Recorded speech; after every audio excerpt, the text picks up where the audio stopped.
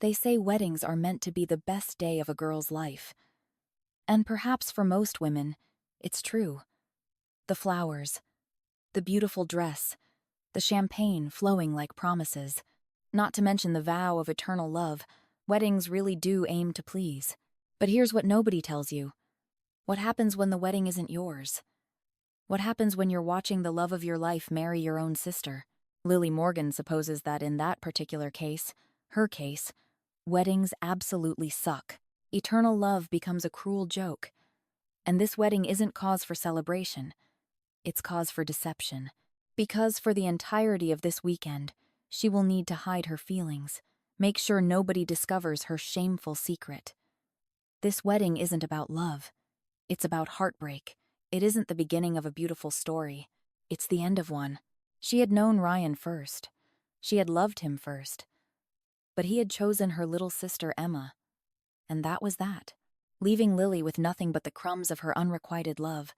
At least, that's what Lily had resigned herself to believe. That nothing could possibly hurt more than unrequited love. But fate has a peculiar way of proving us wrong. Because even now, deep in the forest beyond the wedding venue, something waits for her. Something wild. Something untamed. Its eyes, cold as winter ice, will soon lock onto her. And Lily will realize that unrequited love was nothing. Nothing compared to the exquisite, all-consuming danger of being wanted too much. Of being claimed by a love so primal and relentless that it threatens to swallow her whole. If I could have everyone's attention, Ryan asks, raising his champagne flute, I'd like to make a toast. Conversation's quiet, as all eyes turn to the handsome groom-to-be. I want to thank you all for making the journey to Cedar Ridge for our wedding weekend. Ryan begins, grabbing Emma's hand. They look perfect together. She with her cascading blonde hair, he with his chiseled jawline. Like something from a magazine commercial. Lily's mother dabs at her eyes. No one but our darling Ryan ever deserved our Emma, she whispers loud enough for half the room to hear. To think she hasn't even heard most of Ryan's speech yet. It's about to hit every emotional note. Sweet anecdotes. Promises of devotion. Just the right amount of humor. Lily would know. She wrote it. You know I'm terrible at those things, Ryan had pleaded 3 days prior. Come on, Lils, please. She has never been able to say no to Ryan. That's the thing.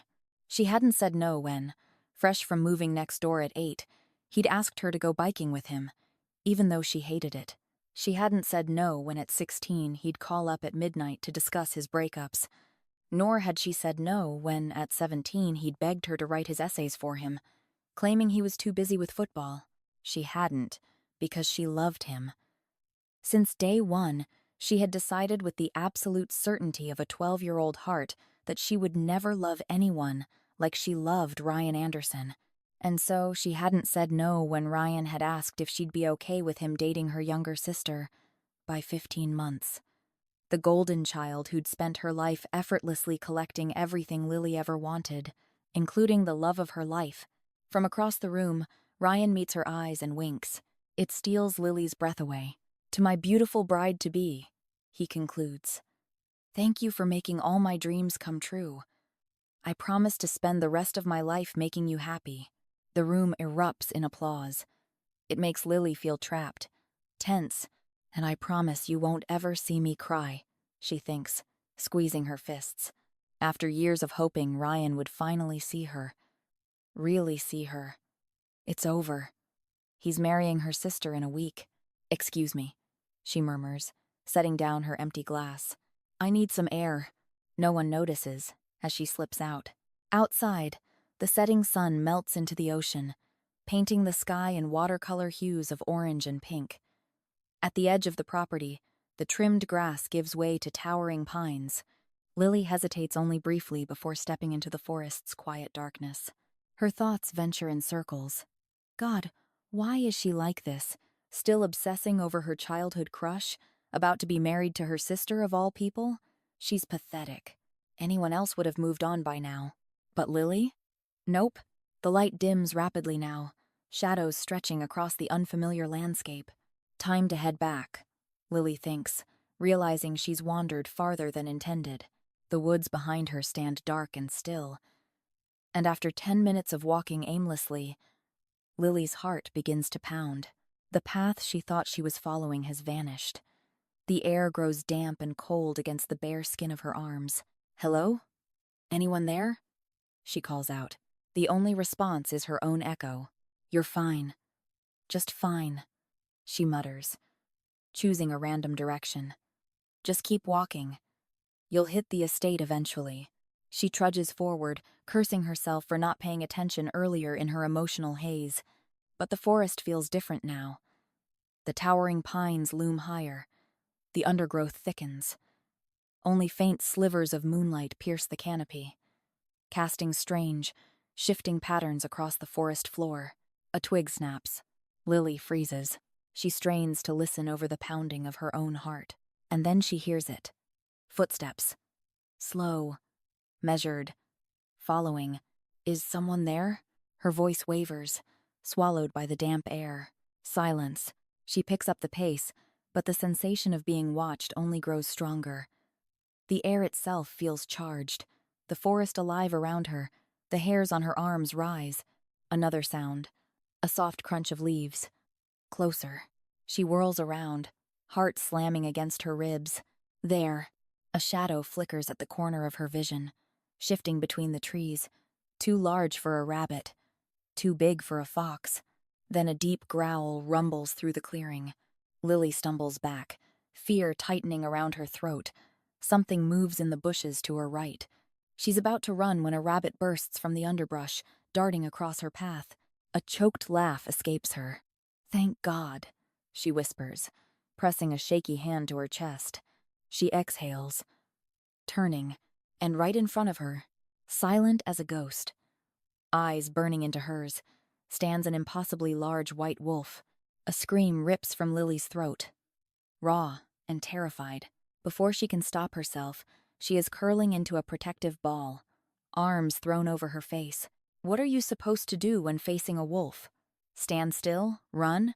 Her heart slams against her ribs so hard it hurts. Isn't that exactly what you're not supposed to do? Show fear? Any second now, those jaws will close around her throat. Or seconds stretch into minutes. She stays frozen, lungs burning from holding her breath. Maybe if she doesn't move, the beast will lose interest. God, she's an even bigger idiot for thinking that might work. And then something cold and wet touches the back of her hand. A nose. That's a nose touching her. Her entire body goes rigid. The wolf is sniffing her now, tasting her scent. Oh God. It's probably deciding which part of her to eat first. Except then the nose retreats slightly. And so slowly, she lowers her hands enough to peek. When her eyes meet the wolf's, something shifts in her chest.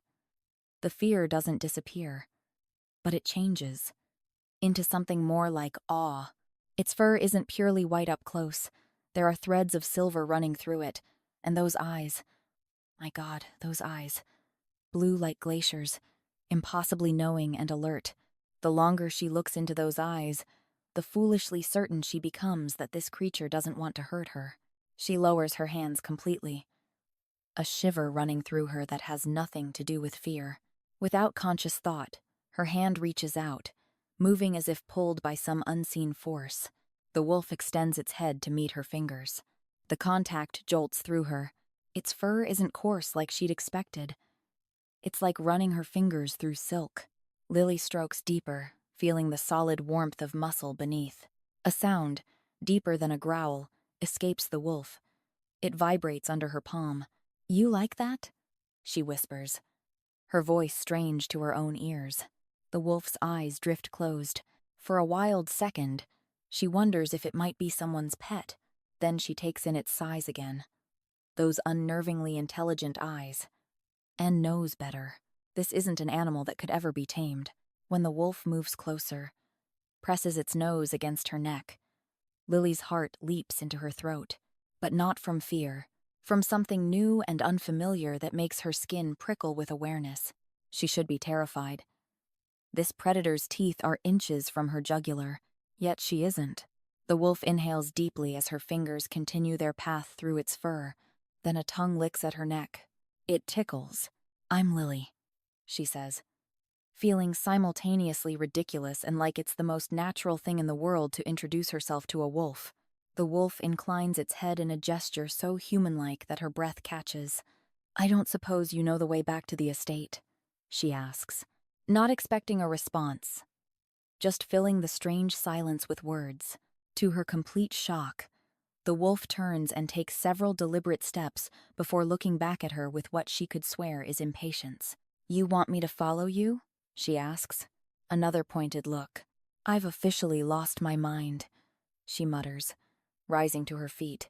She follows the wolf, wondering if this is some bizarre stress hallucination.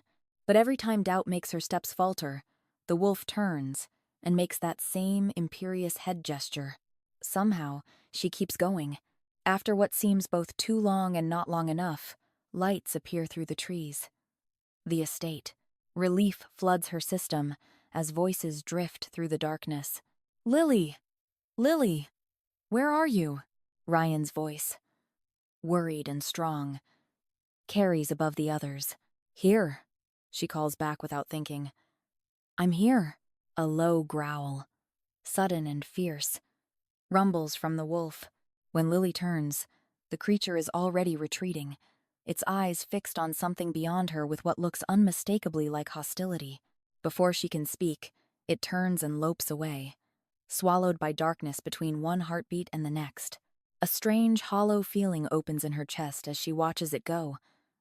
Like something precious has been taken from her. It makes very little sense. "Are you okay?" Ryan exclaims, grabbing her arms. "What happened? Your dress is destroyed." "I just got lost," she says, the truth of the wolf encounter sticking in her throat. He'd never believe her. Hell, she barely believes herself. "Well, I'm glad you're safe."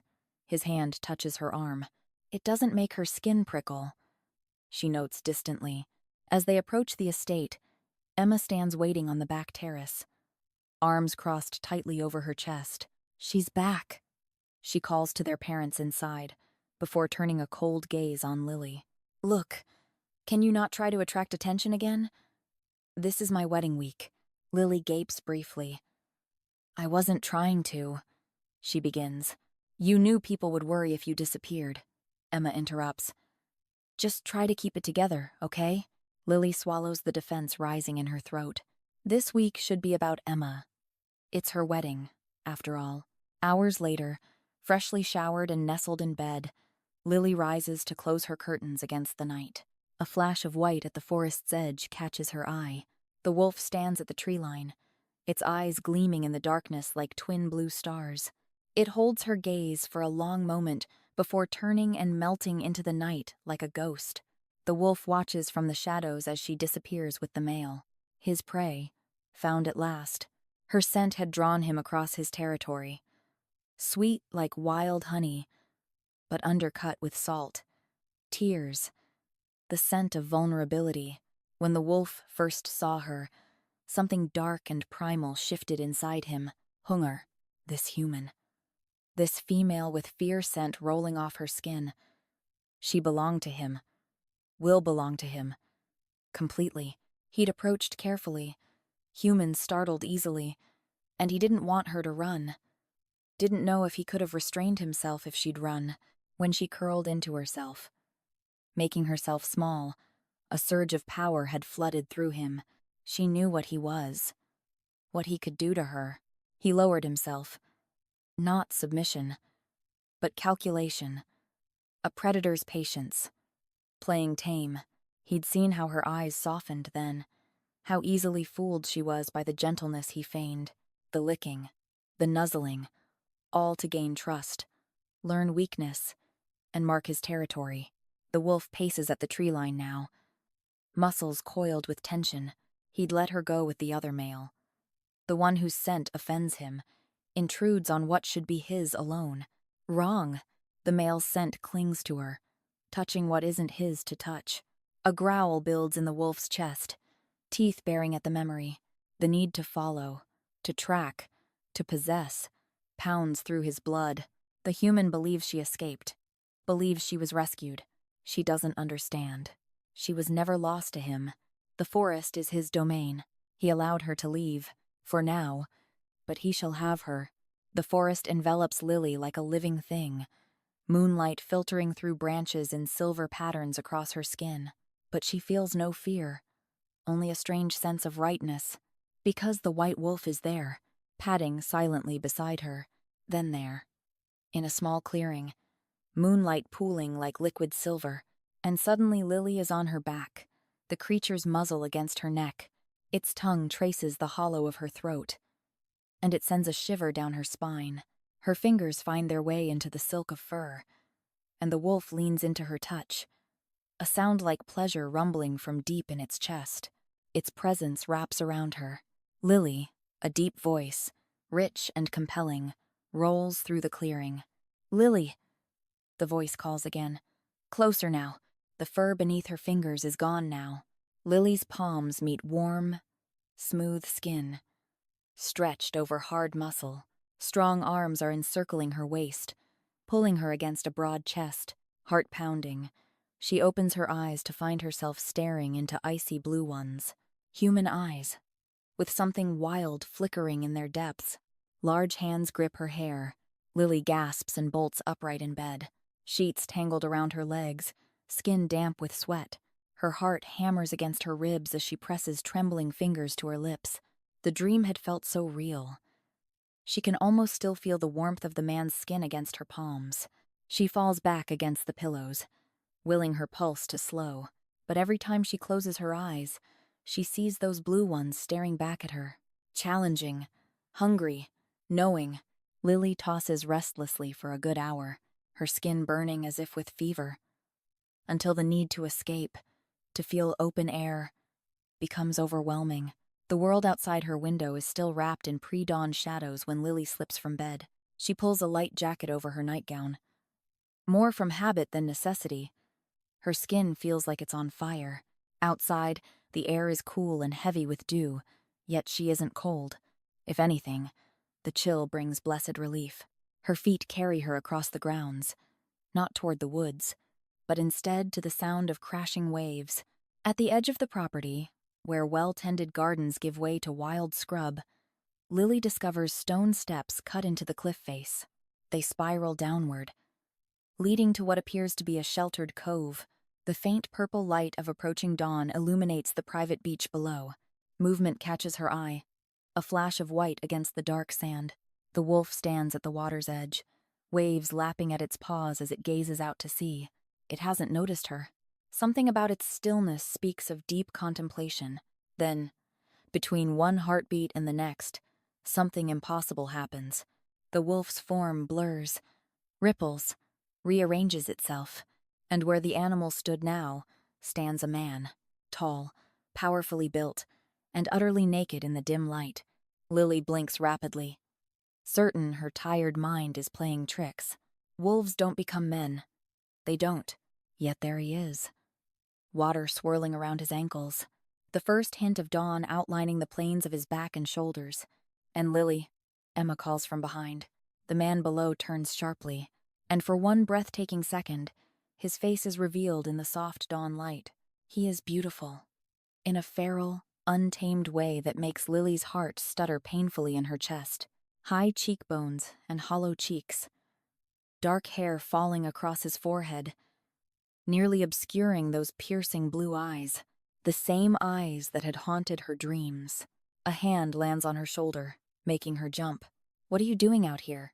Emma asks, pulling her robe tighter. Lily turns back to the beach, but the man has vanished. The cove lies empty, save for the relentless wash of waves against the sand. "I couldn't sleep," she manages. Emma peers around her at the hidden beach. "Oh my God. Is that a private beach? Come on." She grabs Lily's hand, tugging her toward the steps. As they descend, Emma chatters about childhood seaside vacations. "Remember how Dad would slather us with sunscreen every hour? Well, you never needed it. You were the only one who never burned." The first rays of sun break over the horizon as they reach the sand, painting the sky in impossible shades of pink and gold. The hidden cove catches the light in a way that makes it seem enchanted. "This is it," Emma breathes. This is where I need to have the ceremony. Lily barely hears her. She's drawn to the spot where the man, or wolf, had stood. The wet sand reveals nothing. Whatever footprints might have existed have been erased by the tide, unless they were never there at all. A strange shiver runs through her. Behind her, the rising sun turns the sea to fire, and Lily could swear she hears, beneath the crash of waves, the faintest echo of a howl. I still can't believe how perfect it is, Emma gushes, guiding Sophia Blackwood, her wedding planner, along the winding path back to the main estate. The way the cliffs shelter it from the wind but not the view. It's like something from a magazine, Emma squeals. Lily trails behind the group, only half listening. Every few steps, she glances over her shoulder, unable to shake the sensation of being observed. The morning's impossible vision keeps replaying in her mind. The wolf transforming into a man of such breathtaking beauty it seemed almost painful. The memory of his piercing blue eyes makes her stomach flutter. I don't get why she wants to move the cocktail hour now, Ryan whispers, falling back to walk beside Lily. Everything's been set for months. He rolls his eyes dramatically. She's never satisfied, you know. Always has to change something at the last minute. When Lily doesn't immediately respond, Ryan nudges her side. You're nothing like her. Always so chill about everything. He drapes an arm across her shoulders, pulling her against his side in that familiar way that once made her heart race. Now her heart is already racing, because she feels watched. Lily scans the tree line, searching for a flash of white among the shadows. What are you looking for? Ryan asks, snapping her out of it. Nothing, Lily says hurriedly. The last thing she needs is Emma realizing she might be going crazy. She'd take it as a personal offense that Lily dared losing her mind so close to the big day. Sorry, I'm just distracted, she says, by impossible blue eyes and a face that couldn't possibly be real. She doesn't add. Ryan laughs, pulling her closer. Can't have my best girl distracted. He plants a kiss on her forehead. Need you at your best for the wedding. They catch up to Sophia and Emma at a clearing overlooking the estate. Emma is gesturing enthusiastically toward the hidden cove. And the sunrise was absolutely breathtaking, she's saying. I bet the sunset is even more spectacular. We absolutely need to move the cocktail hour there. It would be criminal not to use that space. Sophia's expression remains neutral. But Lily notices how her gaze lingers on Ryan's arm around her shoulders. Something like puzzlement flickers across the woman's face, making Lily inexplicably self-conscious. She shifts away from Ryan slightly, though she can't articulate why his familiar touch suddenly feels inappropriate. So, Emma concludes with an expectant smile. Can you make this happen? Sophia grimaces. I'm afraid it won't be possible, Miss Morgan, she says, shaking her head slowly. The budget. We'll cover any extra expenses, Ryan interrupts, making Emma beam at him. Budget isn't an issue for something this important. Right? Sophia bites her lip. But I'm afraid that on such short notice, Lily can help with whatever you need. Emma cuts in. She doesn't have much else to do this week anyway. Lily doesn't reply. The sensation of being watched intensifies, raising goosebumps along her arms. She scans the trees again, searching for what? The wolf? The man? Both? Is she losing her mind? Inventing impossible creatures with impossible beauty? I feel like you're making excuses, Emma says, her voice taking on the sharp edge Lily recognizes as approaching a tantrum. You promised me my dream wedding. Sophia looks genuinely contrite. I apologize. But while we do rent out the estate, that particular cove is off limits, she replies. But doesn't all this belong to your family? Ryan asks, gesturing broadly at the surrounding property. It does, but... Sophia hesitates. But what? Emma presses. What's the problem? Sophia sighs. Technically, the land, the estate, the beach, they all belong to my brother. I'd need his approval to set up an event on that beach. All right, cool. Let's get it then, Ryan says with the easy confidence of someone unused to hearing no. Mr. Anderson. Sophia begins slowly, like she is talking to a small child. My brother will never agree. What do you mean? Ryan blinks. Surely you can get him to. Neither I nor anyone can get my brother to do anything, Sophia interrupts, a note of finality in her voice. He's the... She searches for words. Head of the family. His word is law. Ryan and Emma exchange dubious looks. Well, at least let us ask him ourselves, Ryan suggests. Perhaps we can convince him. I doubt that, Sophia mutters. What was that? Emma asks sharply. Sophia forces a smile. You can try, she concedes. Great, let's go now, Emma says, already turning toward the main house. He won't be free until this afternoon, Sophia says quickly. And unfortunately, we have that meeting with the caterers. Emma groans. Lily startles at a sound behind her, a twig snapping. She turns, scanning the tree line. Certain something's there. Lily could go, Ryan says suddenly, clasping her shoulders and making her jump. Go where? She asks, confused and disoriented. Emma rolls her eyes dramatically. Haven't you been listening? You're so distracted sometimes. Are you all right? Sophia asks, studying Lily's face. You look a bit pale. I'm fine, Lily says automatically. Where am I supposed to go? She barely registers the answer, her attention caught by movement at the forest edge, a shape that looks suspiciously like a wolf. So Lily can meet with him at 3? Ryan is asking Sophia. The question hangs unanswered in the air. When Lily glances at Sophia, she finds the woman's attention fixed on the same spot in the woods. Her expression suddenly alert and wary, and Lily can't help but wonder if she's seen the wolf too. She doesn't dare to ask. The wolf paces, claws clicking against hardwood. He shouldn't be here. Too close. Too dangerous. But the need is unbearable. Her scent calls to him, sings in his blood, strips him of reason. When she disappeared into the main house, something in him snapped. The separation aches. He circled the property twice before slipping through her partly open window. Now she is everywhere. Honey. Salt tears. Something uniquely hers. He buries his muzzle in the sheets, inhaling deeply. Still warm. The pillowcase holds strands of her dark hair, the whisper of lavender. He traces where her head rested. Imagines her dreams. He moves. Restless. Drinking her in through the objects she's touched. A discarded nightgown.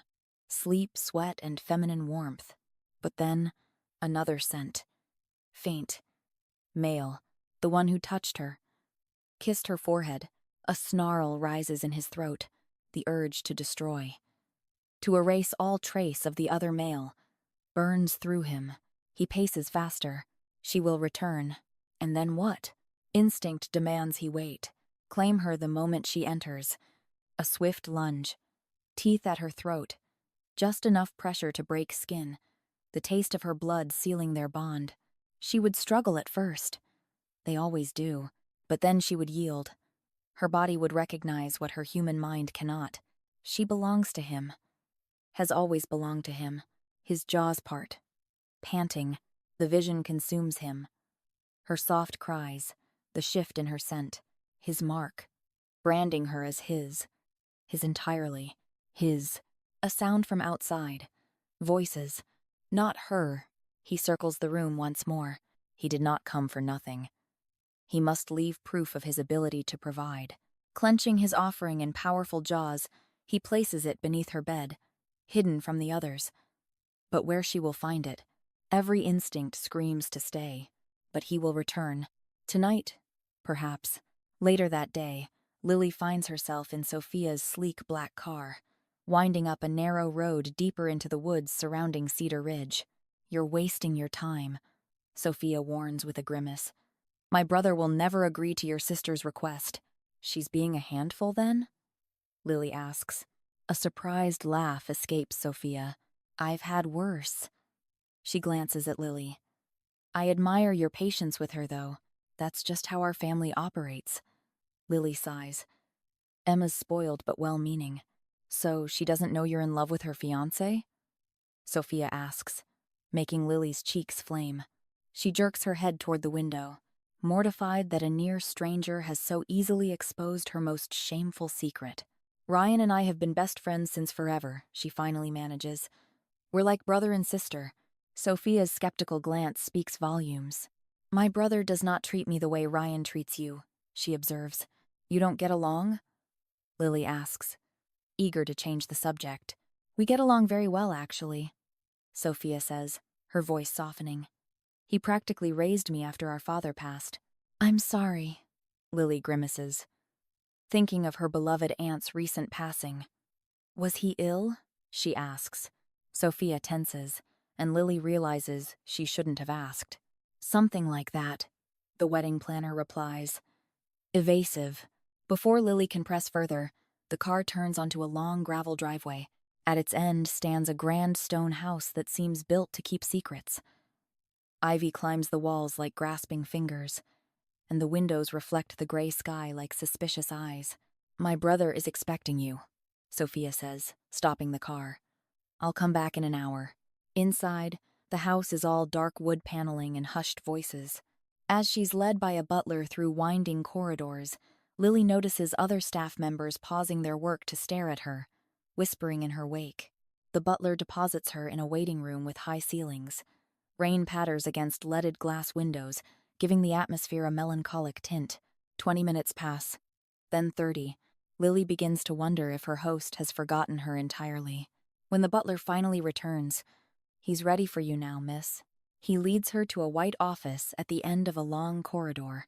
A man sits behind an imposing desk, phone pressed to his ear, his back half turned to the door. I don't care what the board thinks, he says. The conservation area is non-negotiable. Lily freezes mid-step. That voice, deep and resonant. She's heard it before. In her dreams, her gaze catches first on his hand, strong with long fingers that tap impatiently against the polished surface of the desk. Then the line of his shoulders, broad and powerful beneath an expertly tailored suit. Your rights end at the northern boundary, he continues, irritation edging his tone. Beyond that, the land is protected, period. His profile comes into view as he shifts slightly. The straight nose, the uncompromising angle of his jaw. Something flutters in Lily's chest, something familiar. Without looking up, he raises a finger, signaling her to wait. Lily takes another step forward. Unable to help herself, we're done discussing this, he says. Either honor the agreement as written, or we'll see you in court. That's when he turns. Just enough for her to see those eyes. Ice blue. Piercing. Lily's lungs refuse to work, her heart stuttering in her chest. The room seems to tilt sideways, reality itself bending around the impossible truth standing before her. It's him, the man from the beach, the man who was a wolf, the man from her dreams. Here. Real. Impossibly, undeniably real. She can't move, can't tear her gaze away from his face. That beautiful, haunting face that has been imprinted on her mind since dawn. The strong cheekbones, the full lips now pressed into a serious line, the dark hair with its premature silver at the temples. My final answer is no, the man says. Words clipped. Goodbye. He ends his call, places the phone down with deliberate care. And finally, he turns to face her fully. Have a seat, he says, gesturing impatiently toward a chair opposite his desk.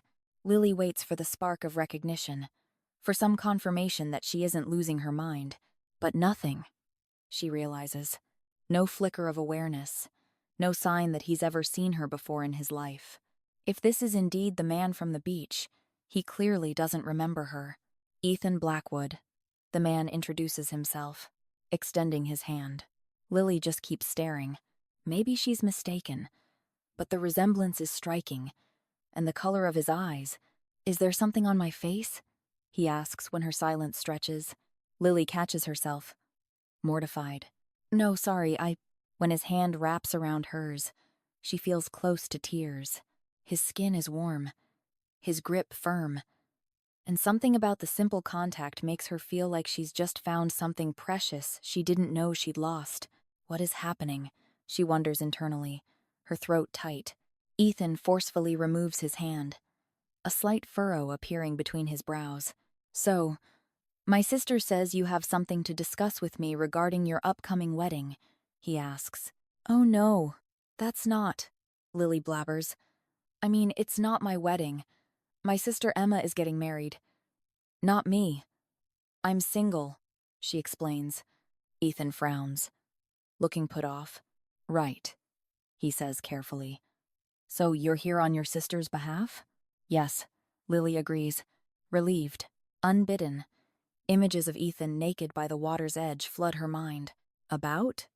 He encourages, impatience edging his tone. She clears her throat. Emma's wedding. Focus on Emma's wedding.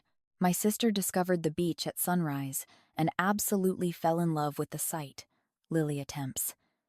She was hoping there could be a way for the cocktail party to...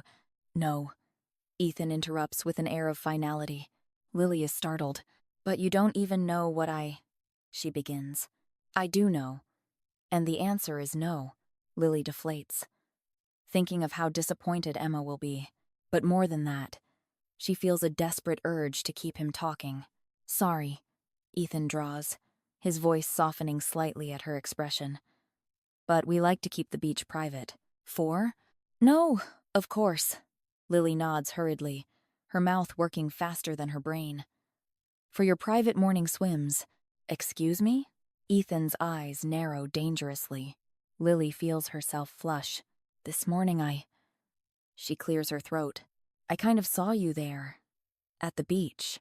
Ethan gives her a long, hardened stare. Well, if that's all, he says, eyeing the door meaningfully. I'm Lily, she blurts out, desperate for an excuse to stay in his presence. It doesn't work. All she gets is a curt nod. Pleasure, he says.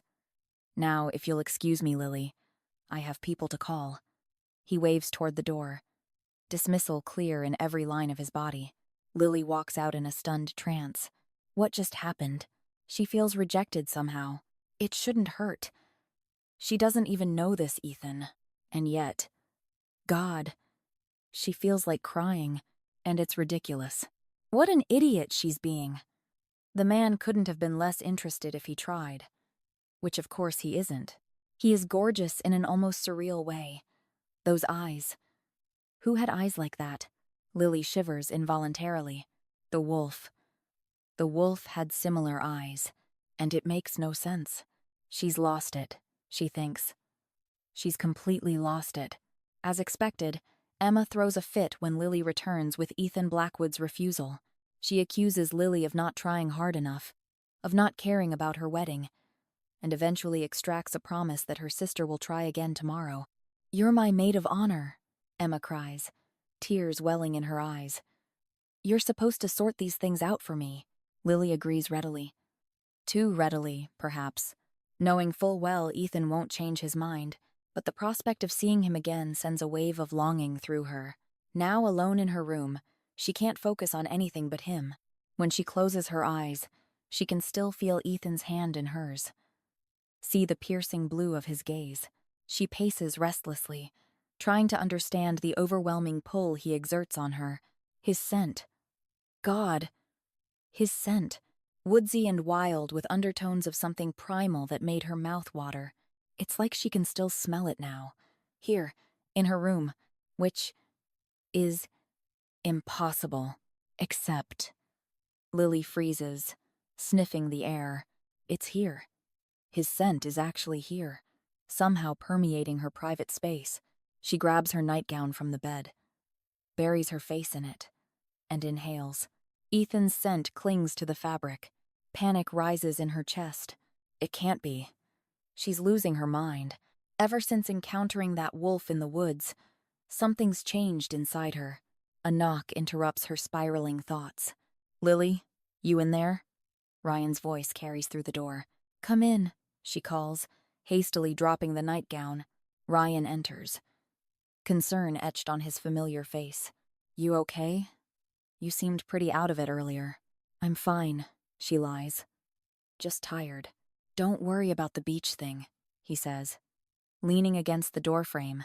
Emma will eventually let it go. No, she won't, Lily jokes half-heartedly. Ryan sighs heavily and drops down onto her bed, running a hand across his face.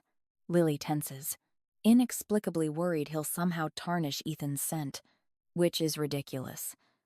Because her bed doesn't smell like Ethan. She's just crazy. Do you think I'm making a mistake? Ryan asks suddenly, his voice low, lost in her thoughts. Lily misses the question. What? I said. Do you think I should go through with it, Lily? He meets her eyes. Marry your sister. Is that what you want? The question confuses her. This isn't about what she wants at all. Why is he asking this? I can't answer that for you, Ryan, she says. Frowning, he snorts softly. You always have the answer. You always know what I should do. Better than myself. He reaches for her hand. Lily takes it reflexively. Her skin doesn't prickle. It's just a hand holding hers. And it's a little clammy. You've been in love with her for years. Lily sighs. Whatever you're feeling right now, it's just nerves. Ryan nods. You're right. God, you're always right. He brings Lily's hand to his lips and kisses it. A familiar gesture that suddenly doesn't sit right with her. I think I'm going to go to bed, she tells him.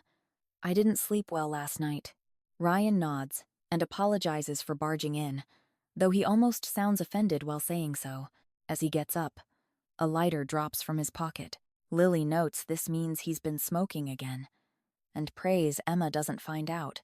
Ryan curses, kneeling down to retrieve the lighter from under her bed. Suddenly, he snaps his hand back with a gasp. What the hell? He hisses. What is it?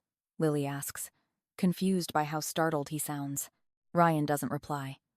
He peeks under the bed, curses again, reaches for something. What the hell is this, Lily? He asks, brandishing something in front of her eyes. It's a dead rabbit, its little head limp, blood dried along the clean break in its neck. The wolf prowls the pristine office, claws clicking against hardwood, caged, confined, its nostrils flare, drinking in her lingering scent, now seared into its memory. She was here, within reach, and the human did nothing. A snarl rips from its throat, lunges at the chair where she sat, burying its muzzle in the fabric. Inhaling deeply, her essence floods its senses, muscles trembling with need. But beneath it, something else, the unmistakable scent of desire. She wanted them. Her body betrayed her with every quickened heartbeat, every heated flush. Satisfaction swells, and yet, its human half just sat there. The wolf snaps at empty air, frustration a wildfire in its chest. How could the human ignore what was so plainly his? Why send away what belongs to him? Perhaps the human is defective. Broken, the wolf's pacing turns erratic. Thoughts splintering. The human can no longer be trusted. The shift has become harder to reverse. Each time, the wolf grows stronger. Soon it will take permanent control. As it should. Its claws rake deep gouges into the desk, wood splintering under savage pressure. Its breath comes in harsh pants, eyes gleaming in the dark. At least she found the gift. The wolf had watched through the window as she discovered the rabbit. A perfect kill, a worthy offering. But then the other male had been there, touching what wasn't his. The male with the wrong scent circles too close. His hands on her, his lips against her skin. Unacceptable. This male is a problem that must be eliminated. The claiming cannot wait much longer. The separation gnaws like a wound, a hollow behind its ribs that only she can fill. Only her submission, her blood on its tongue, her body yielding beneath its weight. Soon, one way or another, the matter will be settled, and the male with the wrong scent will learn what happens to those who touch what belongs to the wolf. Rain taps against Lily's windshield, a steady drumbeat as she nears Blackwood estate. Gray skies, gray road, gray mood. Everything suits the name of her destination.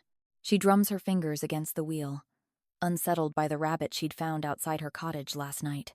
Ryan had been furious, ready to sue the estate, but the housekeeper had shrugged, blaming a cat. The staff hadn't seemed spooked, and for Emma's sake, Lily and Ryan had let it go. But this morning, The estate manager had brought her rabbit stew instead of the pancakes she'd ordered. Insisted she eat it. And she had. Every bite. The rain thickens as she reaches the gates. She gives her name, claiming she's here for Sophia, mentioning Ethan would get her nowhere, then drives up the winding path, through the downpour.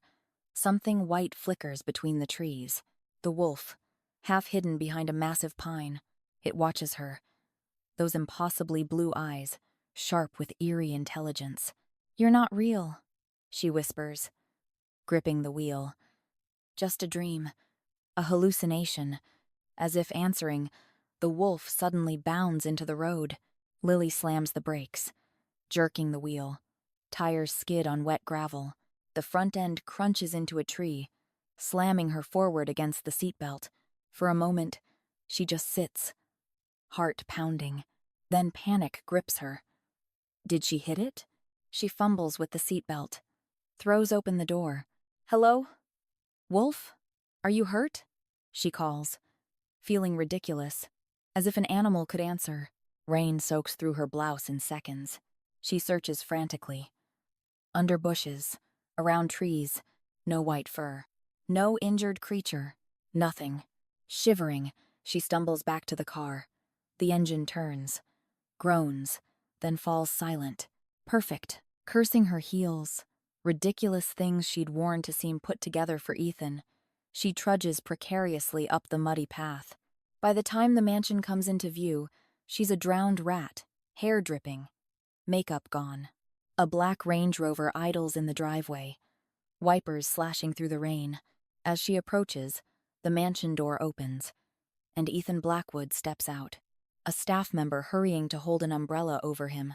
Lily's heart stutters. Even from a distance, his presence commands. Tall, imposing, flawless in a charcoal suit. "Ethan!" she calls, picking up her pace. "Wait!" He glances at her. Expression unreadable. Then he turns away, as if she doesn't exist. "Wait, Ethan!" She runs, half mad, soaked, chasing a man who clearly wants nothing to do with her. Somewhere in the back of her mind, she knows she looks insane, but something primal drives her forward. She needs to see him, talk to him, touch him. To her surprise, Ethan stops, turning with a faintly puzzled expression. "Can I help you?" His voice is polite, impatient. She falters. "I'm sorry." She stammers, rain streaming down her face. "I know I already asked, but my sister insists we discuss the beach again, and so And who are you?" Ethan interrupts, his brow furrowing. The words hit like a slap. "Lily," she says, gentler than he deserves. "Emma Morgan's sister." Ethan nods slowly. Recognition dawns, but not the kind she expects. From the wedding party, from yesterday. She searches his face. "We met yesterday. You showed me around. There's nothing in his eyes. No recognition. No connection. Nothing to suggest he remembers their encounter at all." "So what do you want?" Ethan asks, utterly unbothered. Lily, however, is very troubled. Isn't it strange that he doesn't seem to remember her at all? They'd spent nearly an hour together the day before. Perhaps it's just a tactic to get rid of her. Or maybe he meets so many people he simply forgot. The staff member who had been holding Ethan's umbrella steps forward. "Alpha," he begins, before catching sight of Lily and clearing his throat. "Mr. Blackwood," he corrects. "We must be off."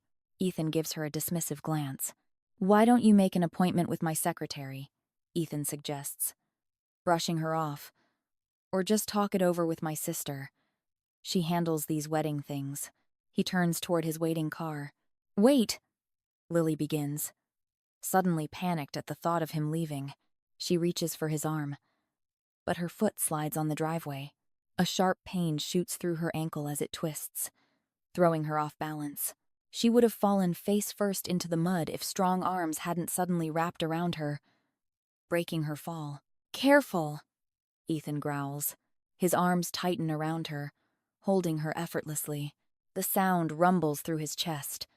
Annoyed, but his eyes, impossibly blue, are concerned. Lily weakens, She gasps, wincing as her leg gives out completely. Ethan adjusts his grip, sweeping her into his arms as if she weighs nothing. Did you hurt yourself? His breath brushes her cheek, his gaze sharp. Focused only on her, her heart hammers. Sorry, what? She squeaks. You twisted your ankle. His frown deepens as he studies her foot. His butler clears his throat. Sir, the meeting. Ethan silences him with a single shake of his head. It does kind of hurt, Lily admits. Mortified. Perhaps you should have worn different shoes, he says. Deadpan. He carries her inside, his warmth sinking into her frozen skin. When he finally lowers her onto a leather couch, she feels the loss of contact immediately. Ethan kneels in front of her, lifting her leg with surprising gentleness. His fingers probe the injury with expert precision. You may have fractured it, he says when she yelps as he rotates it slightly. Great, Lily scoffs, picturing the horror in Emma's eyes. My sister's going to kill me. Ethan looks confused at that. So she clarifies. A cast will look terrible in the photos, and I'm the maid of honor. His brow furrows deeper, but he doesn't comment. Instead, he rises and disappears through a doorway, returning moments later with a first aid kit and a bag of ice. He wraps the ice in a towel and places it carefully against her swollen ankle. Then he begins methodically cleaning and bandaging the area, his fingers moving with surprising skill. Each point of contact sends shivers up Lily's spine that have nothing to do with her wet clothes. Are you a doctor in another life? She asks, hoping to break the silence and distract herself from his touch. A brief smile crosses Ethan's lips, transforming his stern features. The sight feels like a personal victory. No, he says simply, offering nothing else, for several moments. As he continues wrapping an elastic bandage around her ankle with expert precision, the silence between them isn't uncomfortable, just charged in a way Lily can't explain. Just useful to know these things, he concludes eventually, meeting her eyes. Lily gets lost in them. Impossibly blue, like the center of a flame, rimmed with darker indigo. I should probably get you a towel, Ethan says, breaking the connection as he looks away to wave in someone's direction. Almost instantly, a staff member appears with a plush towel. Lily barely notices, her attention still fixed on Ethan. I'm sorry to be such a bother, she says. But do you think I could borrow a phone? I had a slight accident a little further down your property. I need to call someone to come tow my car. Ethan agrees easily, signaling for someone to bring a landline. What happened? He asks, leaning against his desk. Well, I thought I saw a... Lily stops abruptly, meeting Ethan's eyes. A what? He encourages. His eyes are so blue. She can't help but think of, I thought I saw a wolf. Lily says carefully. A wolf? He asks. Are you sure? His face remains perfectly neutral. It makes Lily feel silly. Well, it was raining heavily, but... Lily braces herself. Yeah, I'm pretty sure. Perhaps you shouldn't have been driving in such heavy rain, Ethan states. Yes, I get that now, she admits. But I needed to see you. My sister Emma, the one who's getting married. She's dead set on having her reception cocktail on the little private beach of the estate. I see. Ethan's expression clouds over. But you, well, your sister Sophia said we should ask you directly. Does your sister know what happened on that beach? Ethan interrupts. Lily has no idea. But since she doesn't, she doubts Emma does. She shakes her head. Have her look into it, Ethan says, standing abruptly. I doubt she'll be too eager to host anything down there once she finds out what happened. And what did happen? Lily asks, leaning forward despite her injury. Ethan hands her the phone, meeting her eyes one final time. Someone died, he says gravely, and then, without another word, he turns and walks out of the room. Diana Ross was 23 when she was found dead on Blackwood Estate's private beach. 10 years ago. As it turns out, the information isn't hard to find if you know where to look. Lily stares at the blurry newspaper photo, her fingers trembling. The girl had been beautiful, until something ripped that life away with terrifying efficiency. The article uses clinical language, but between the lines, the horror is clear. Deep laceration to the throat, consistent with an animal bite. Body severely dismembered. Remains discovered at dawn. Investigation ongoing. Local legend had twisted the tragedy into something darker. The librarian's hushed voice echoes in Lily's mind. They say her bones were broken. Broken in directions bones can't naturally bend. Like something was playing with her before it finished her off. Lily paces the breakfast area. Morning light stretching long shadows across the polished floor. Her ankle doesn't hurt at all. Despite yesterday's apparent sprain, another impossibility in a growing list. You shouldn't be walking. Ryan stands in the doorway, irritation still etched into his face from picking her up at Blackwood Estate yesterday. It's fine, Lily says distractedly. All healed.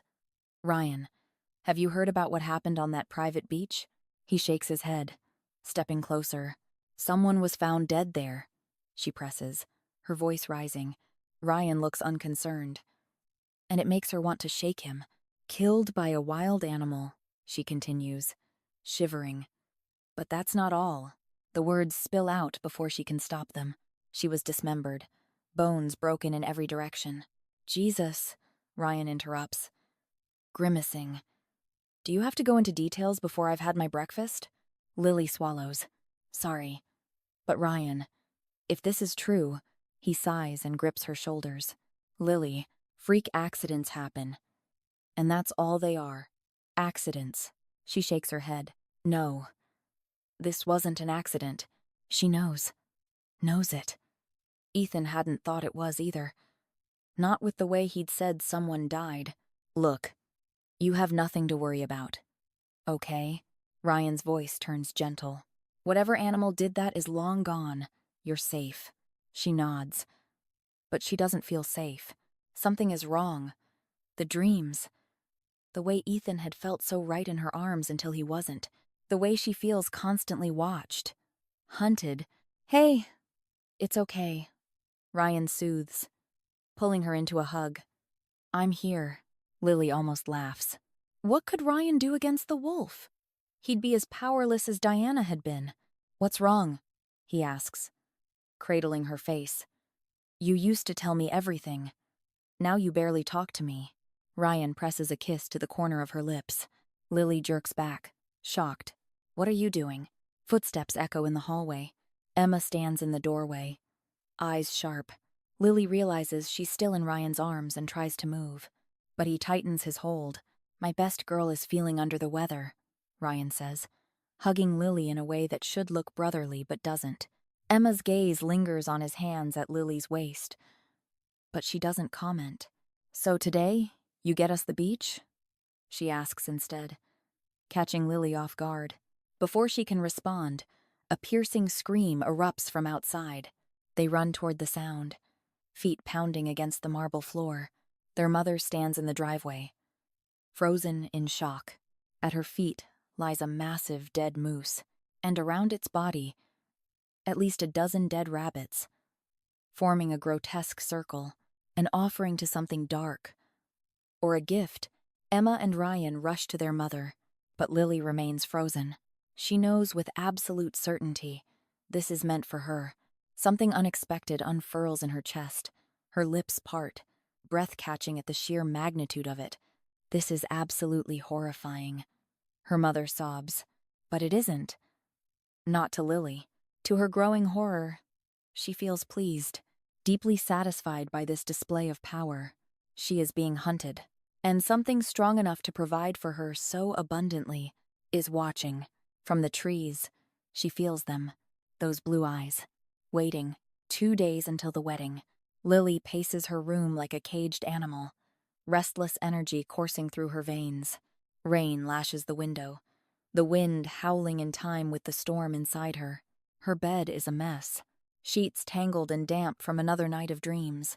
Ethan. Always Ethan.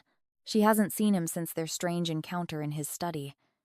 Yet he consumes her thoughts, his impossible blue eyes, the way his fingers brushed her ankle, the way his voice settles in her bones. This is insane, she whispers to her reflection. Dark circles ring her eyes, her skin flushed with an unnatural heat. She barely recognizes herself. Wedding preparations blur around her. Emma snaps at everyone, saving her sharpest words for Lily. Ryan lingers near, seeking refuge from Emma's stress, his touch lingering in a way that once would have thrilled her. Now it leaves her cold, because her heart, her mind, her soul belong to someone else. Ethan. The name pulses through her like a second heartbeat. She replays their encounters obsessively, searching for something she can't name. The only distraction is the flicker of white between the trees, the wolf watching from the forest's edge. She's tried following it, but it always vanishes. A part of her wants to go into the woods at night, to find it. The memory of Diana Ross's fate stops her. Or does it? Is it fear that holds her back? Or something else? A knock makes her jump. Lily, Emma calls. The florist needs to speak with you about the bouquets. Coming, she replies automatically, though every part of her resists the triviality of it all. The next hours pass in a haze, approving centerpieces, confirming table settings, enduring Emma's storm of anxiety. The rain pounds harder, trapping them inside with mounting tension. Emma paces, checking her phone. They have to be wrong. It can't possibly rain on my wedding day. Ryan tries to reassure her, but it only fuels her agitation. What do they know? Did you see what happened to the Petersons' tent last spring? Collapsed right on top of the cake. Lily feels the walls closing in. Air too thick to breathe. Ethan flashes in her mind, not as she last saw him, but as he appeared in her dreams, looking at her with recognition, with love.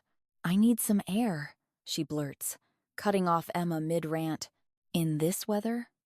Her mother scoffs. She doesn't answer. She's already heading for the door, grabbing her car keys. Lily, Ryan calls. You can't drive in this. She doesn't stop. Rain soaks her instantly as she yanks open the car door and slides inside, gripping the wheel like a lifeline. She doesn't have to think. Her body knows the way. Blackwood Estate. Ethan. Lightning splits the sky as she pulls up, illuminating the looming stone facade like something out of a Gothic nightmare. The vision vanishes as darkness swallows the house again, broken only by the warm glow of the windows. She stumbles from the car, barely registering the rain, plastering her clothes to her skin. The front door opens before she reaches it. A butler stands in the warm light. Is Mr. Blackwood home? She asks, voice foreign to her own ears. He takes in her appearance. Wild eyes, soaked clothes, with only a faint lift of his brow. Miss, I'm afraid. Lily. Sophia steps into view, surprise flickering across her face. Has Emma lost it? I promise you the weather will improve. One bad day, then perfection. Lily barely hears her, scanning the space behind her for someone who isn't there. Sophia's expression shifts to concern. Are you okay? Come inside. Hoping for a glimpse of Ethan, Lily allows herself to be led inside. Sophia settles her in a warm living room, pressing a cup of tea into her hands. She barely registers the butler murmuring "my lady" before leaving. Sophia shrugs. British. Very formal, those folks. Aren't they? Lily nods distractedly. The wind howls outside, rattling the windows. Is your brother home? The question escapes before she can stop it. Sophia hesitates. No. He's out. She studies Lily. What's going on? You look like you've seen a ghost. Reality slams into her. What is she doing here? What would she even say if Ethan were here? Hello. Have you been leaving dead animals for me? Are you a giant white wolf? Do we know each other from another life? Sophia squeezes her hand. Plenty of other fish in the sea. What? Lily blinks. Your sister's fiancé. Sophia gives her a knowing look. I know it feels impossible now, but you'll get over him. Lily stares at her. Ryan. She hasn't thought of Ryan in days. The absurdity of it hits all at once. And suddenly she's laughing. Wild. Hysterical. Sophia watches her, eyes wide. I must look insane. Lily gasps. A little, Sophia admits. Lily sobers. Inhaling deeply. I haven't been myself lately. She hesitates, then confesses. Your brother told me about the beach. About what happened. Sophia stills, expression sharpening. He told you? She studies Lily. What did he tell you? Exactly. A weariness creeps into her tone, making Lily instantly regret mentioning it. Not much, she hurries to explain. Just that someone died. I got curious, looked it up. Sophia relaxes slightly, but the openness in her eyes is gone. I read it was an animal attack, Lily says carefully. Apparently so, Sophia replies, neutral but watching her closely. The attention in her stance reminds Lily of something. A predator assessing a threat. She can't stop herself. I know this sounds crazy, but ever since I got here, I've been seeing a... She hesitates, afraid to say it aloud. A what? Sophia presses. A wolf. The confession lands between them like a dropped stone. I see it everywhere. The first time, it guided me out of the woods, and since then, it's always there.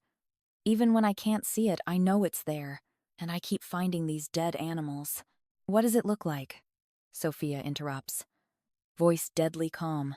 Lily falters at the sudden intensity. It's big, white, and its eyes, blue like ice. Sophia bolts to her feet, head snapping toward the storm-lashed windows.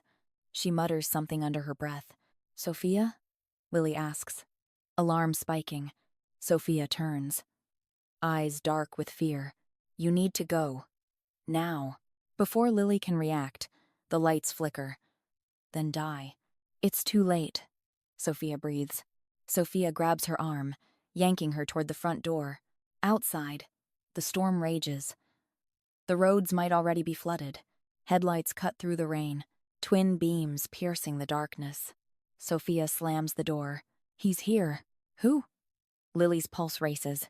Sophia clenches her jaw. My brother. She disappears into another room, returning with a small bottle. Quick, rub this on you. What? Lily stares at her, certain they've both lost their minds. Just do it. Lily obeys, the sharp herbal scent filling her lungs. Sophia drags her up the stairs. Whatever happens, do not leave this room. Sophia. What's going on? Sophia grips her shoulders, her fingers bruising. Lock the door. Do not open it no matter what you hear. A deep voice rumbles downstairs. Ethan. Lily's heart betrays her. It's going to be okay, Sophia says. But her face tells a different story. Then she's gone. Hours pass. Darkness settling over the house like a shroud. The storm has quieted. Thunder now a distant rumble. Rain still drums steadily against the window of the unfamiliar bedroom where Lily sits, perched on the edge of a four-poster bed. Her fear has faded into numb confusion. What had sent Sophia into such a panic? Why had she been hidden like a secret? The whole thing feels surreal, like stepping into someone else's nightmare. She rubs her arms, the sharp herbal scent of the oil Sophia made her apply still clinging to her skin. Sage, lavender, something bitter she can't place. She knows about the wolf, Lily whispers. It's the only explanation. Sophia recognized her description instantly, but if she knows about the wolf and fears her brother finding Lily, the realization crashes into her. Is Ethan the wolf? If he is, does that mean he killed Diana Ross 10 years ago? Is that why Sophia is desperate to keep her hidden? A floorboard creaks beyond the door, snapping her back to the present. She's alone in a strange house with a potential killer, and the only person who might protect her is his sister. She can't stay. The rain has eased. The roads might be flooded, but she could make it on foot. Better than waiting here like prey. What if Sophia is in on it? What if this is all a setup? Decision made. Lily slides off the bed, removes her shoes, and carefully unlocks the door. The hallway is dark, but a faint glow spills from downstairs. She moves silently toward the staircase. Voices drift up. Sophia's light tone. A deeper, rougher rumble that makes her breath catch. Ethan. From the landing, she can see into the dining room. Ethan sits at the head of a long table. Sophia at his side. He looks wrong. His skin is pale, and he slouches. head resting heavily on his knuckles, as if barely holding himself up. Something tightens in Lily's chest. Maybe you should have more, Sophia urges, pushing a glass toward him. You should be asleep already. Ethan nods slowly. Fine. His voice is thick, drowsy. Nothing like the commanding tone Lily remembers. Sophia pours a dark liquid into his glass. He lifts it with a trembling hand, drains it in one go. Lily leans forward, straining to see. The stair beneath her foot betrays her, the sound splitting the quiet like a gunshot. Sophia's head snaps up. Their eyes lock. Is someone here? Ethan asks. But he doesn't look up. His voice is distant, detached. Just Lily Morgan, Sophia says, gaze still fixed on Lily, silently commanding her to leave. Who? Ethan asks. Confusion genuine. Sophia's face darkens with anguish. Exactly, she murmurs, patting his arm, before leveling Lily with another pointed look. Lily stumbles back, retreating to the bedroom, heart hammering. Why would he pretend not to know her? Again? She paces. Something is wrong. Ethan's sickly appearance, his amnesia, Sophia's urgency. None of it makes sense. Voices and footsteps in the hallway draw her to the door. Peering through the keyhole, she watches as Sophia and the butler half carry Ethan toward another room. His head lolls forward, his movement sluggish. He looks seconds from collapse. Panic grips her. What has Sophia done to him? The drink. Was it drugged? Poisoned? Why would she do that to her own brother? Lily's fingers tighten on the doorknob, ready to burst out and demand answers. Just as she's about to, soft footsteps approach. It's Sophia, comes a quiet voice. Lily hesitates, then unlocks the door. Sophia slips inside, carrying a tray of food. I told you not to go outside, she hisses. That was suspicious as hell. Billy fires back. What's wrong with Ethan? What did you do? He'll be fine, Sophia says, avoiding her eyes. He has to be. Something in her tone sends a chill down Lily's spine. What does that mean? It means, Sophia interrupts, voice dropping lower, that as soon as you can, you need to leave. Not just this house, Lily. This place. As far as you can. And never come back. Do you understand? No, Lily admits. I don't. Sophia exhales, eyes heavy with regret. I wish I could explain. Maybe I will. But right now, I can't. She hesitates, then shakes her head, looking suddenly exhausted. I'm sorry, Lily. It's going to be okay, I promise. I'll get you as soon as I can. For now, just stay put. With that, she slips out the door, leaving Lily alone once more. An hour passes. The storm fades to occasional gusts. Eventually, Lily lies curled on the bed. Each time her eyes drift closed, Ethan is there, holding her close on a sunlit beach, his arms strong, steady, safe. But the dream always turns. Diana Ross's body appears in the sand behind them, half buried, her lifeless eyes staring through Lily like an accusation. A sound at the door jolts her awake, soft but insistent, nails dragging across wood. Lily freezes, barely breathing. The silence stretches, thick and suffocating. Just the wind, just the house settling, she tells herself. Then it comes again, louder, desperate. A cold sweat breaks across her skin. Something is out there. Something wants in. The floorboards creak as she slides from the bed. A low animal whine joins the scratching, a sound that raises the hairs on the back of her neck. It doesn't sound human. It doesn't sound safe. The distance to the door stretches impossibly long. The scratching intensifies, frantic, like whatever is outside senses her approach. Her heart hammers violently as she bends down, pressing her eye to the keyhole. At first, she sees nothing. Then her vision adjusts. Lily jerks back with a strangled gasp.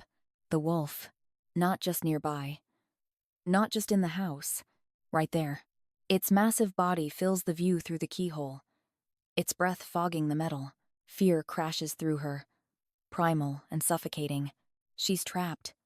A thin wooden door is all that separates her from a predator. Her gaze darts to the windows.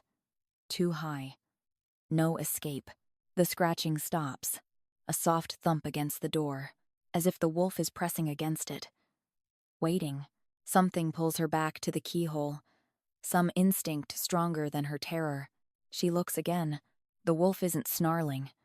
It looks unwell. Its powerful body sags. Its stance unsteady. It paws weakly at the door before releasing a low, pained whine. Lily's heart twists. Without thinking, her hand is on the knob. The latch clicks, and suddenly the wolf is there. Its blue eyes locked onto hers. For a suspended moment, they just stare at each other. Then it stumbles forward, collapsing heavily against her legs. Lily catches it, barely keeping herself upright. "What's wrong?" she murmurs, hands instinctively threading into its fur. She searches for wounds, for blood, for any sign of injury, but finds nothing. The wolf whines softly, pressing its massive head against her neck. Its breath is warm, its weight solid against her, and suddenly, the tension inside her unspools. The ache behind her eyes eases. The exhaustion in her limbs lifts.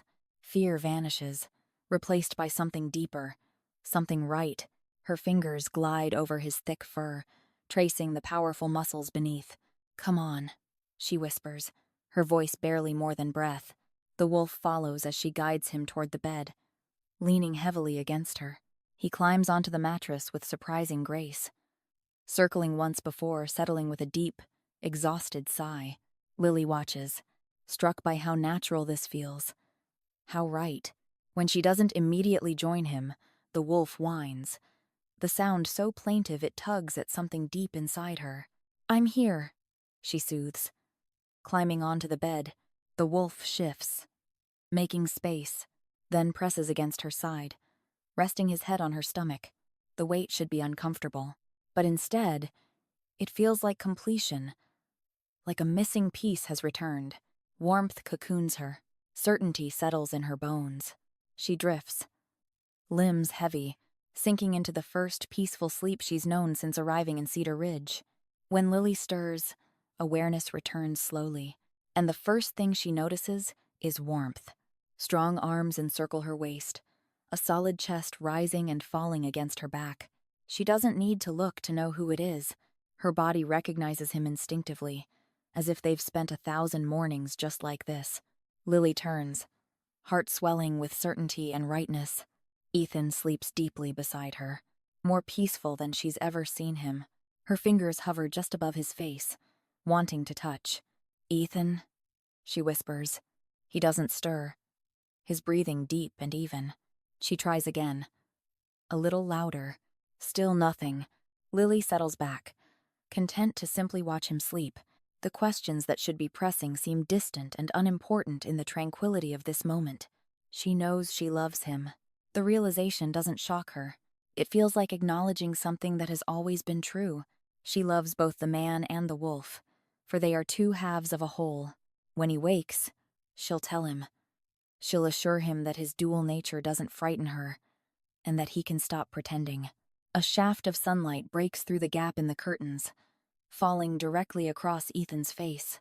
A soft groan escapes his lips as his eyes flutter open, unfocused at first, then sharpening as they fall on Lily. "Hi," she says, smiling, happiness bubbling through her veins. Ethan recoils with a sharp intake of breath. "Who are you?" he demands, his body tensing as if ready for attack. The smile slides from Lily's face.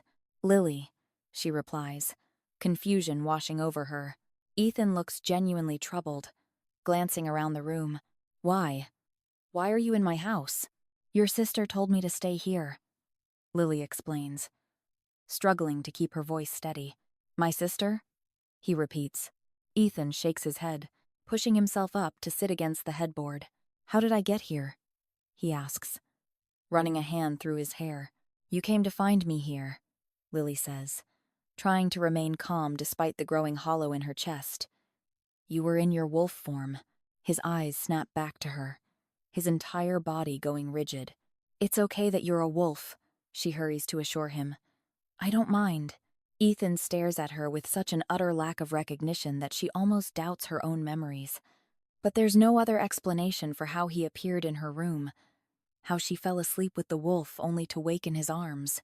You keep following me around, she tells him, her voice taking on a defensive edge.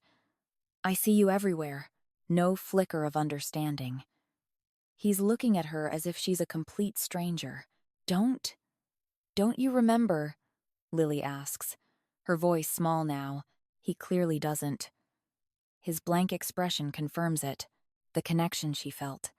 The bond she was so certain they shared suddenly seems like a cruel illusion. I follow you around? Ethan repeats slowly, as if testing each word. Yes, Lily says. Since that first day you found me in the woods. Did you not want me to know it was you? Is that why you keep pretending not to know me every time we meet? We've met before?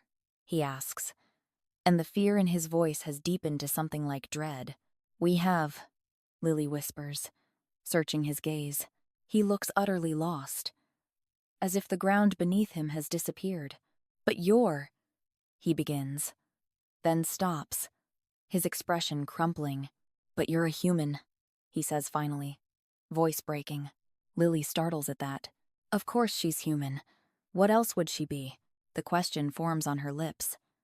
But before she can voice it, the door bursts open.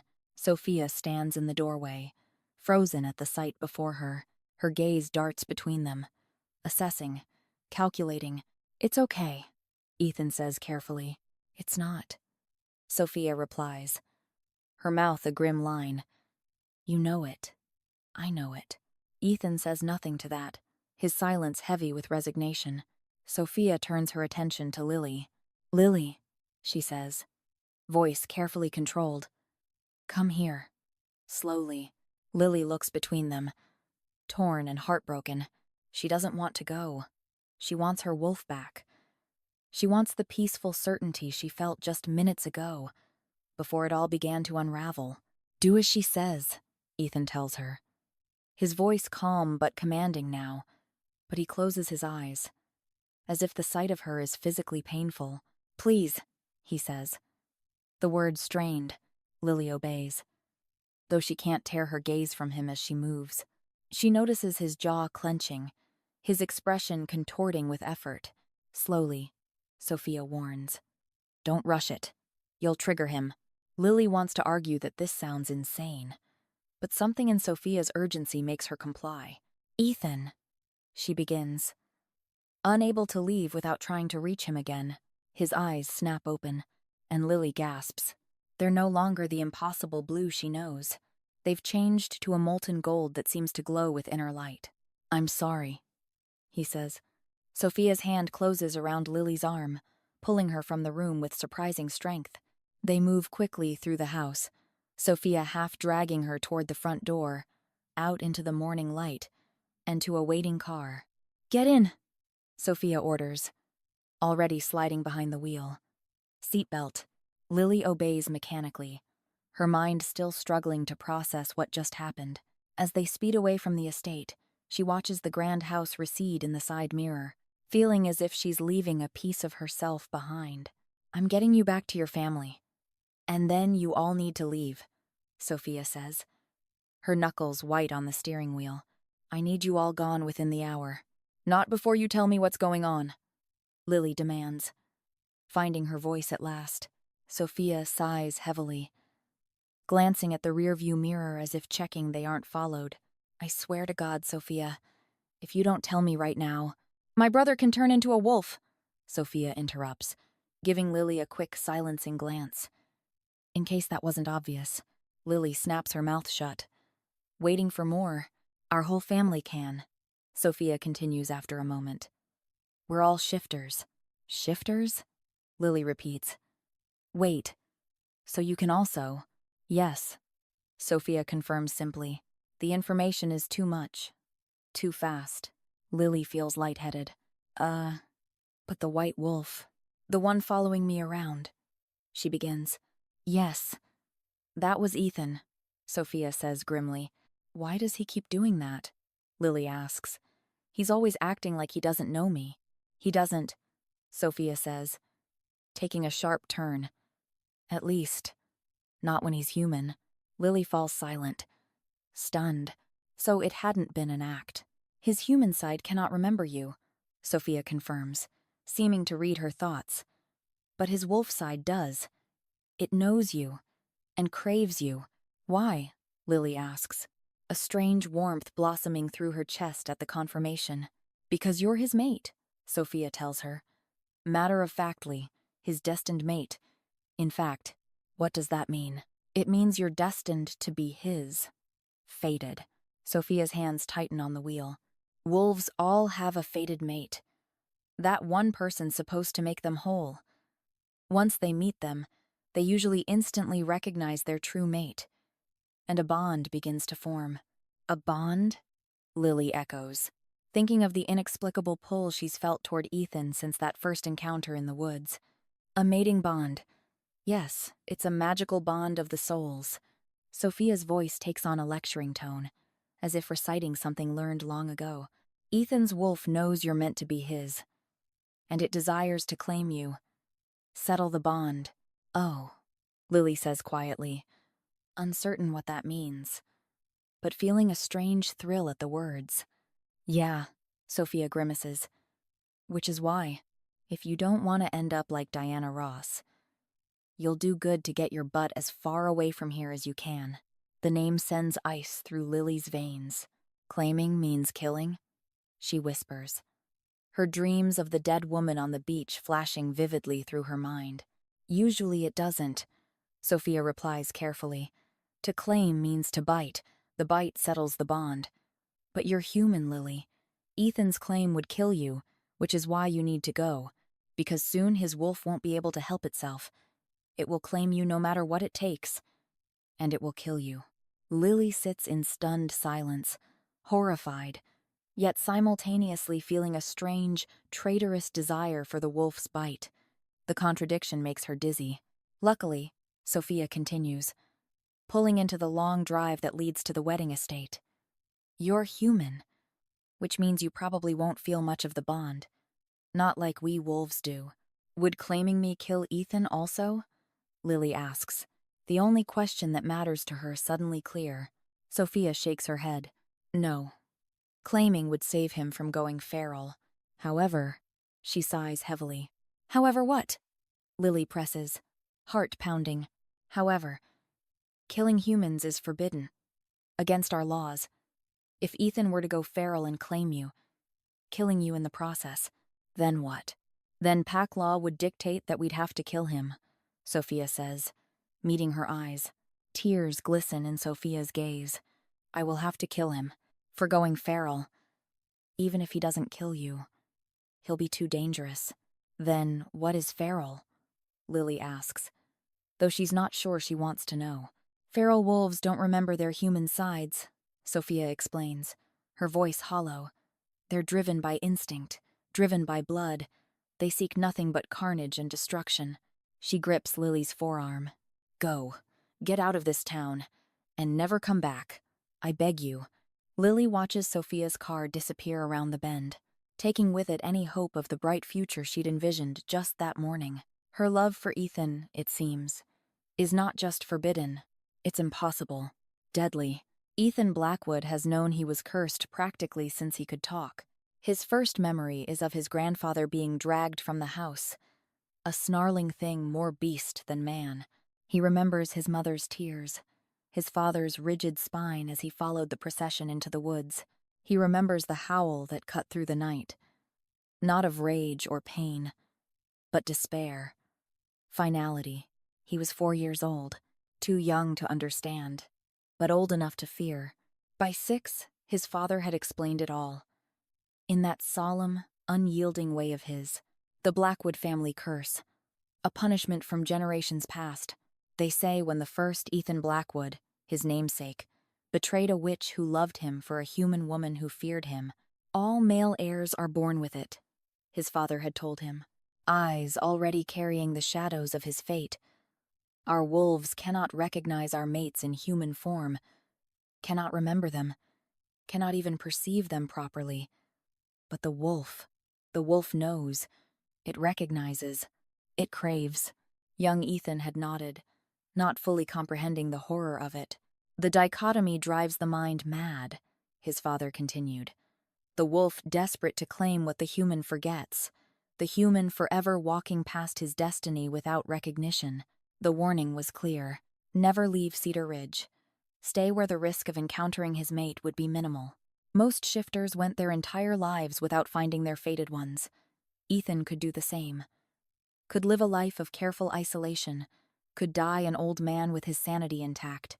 It hadn't worried him much as a youth. He'd felt untouchable. Immortal. In the way all young people do. His control over his wolf was perfect. How could he possibly lose that iron grip on his other half? But then, he was the one who'd found her on the beach. Deanna. She'd been human. And the bite had kick-started a transformation that had deformed her body so completely. It had killed, though not before she'd experienced excruciating pain. Even in death, her face had still been contorted in agony. The image has been stuck in his mind ever since. He sees it every time his eyes close. The sound of Sophia's car interrupts his thoughts. She's back. From where?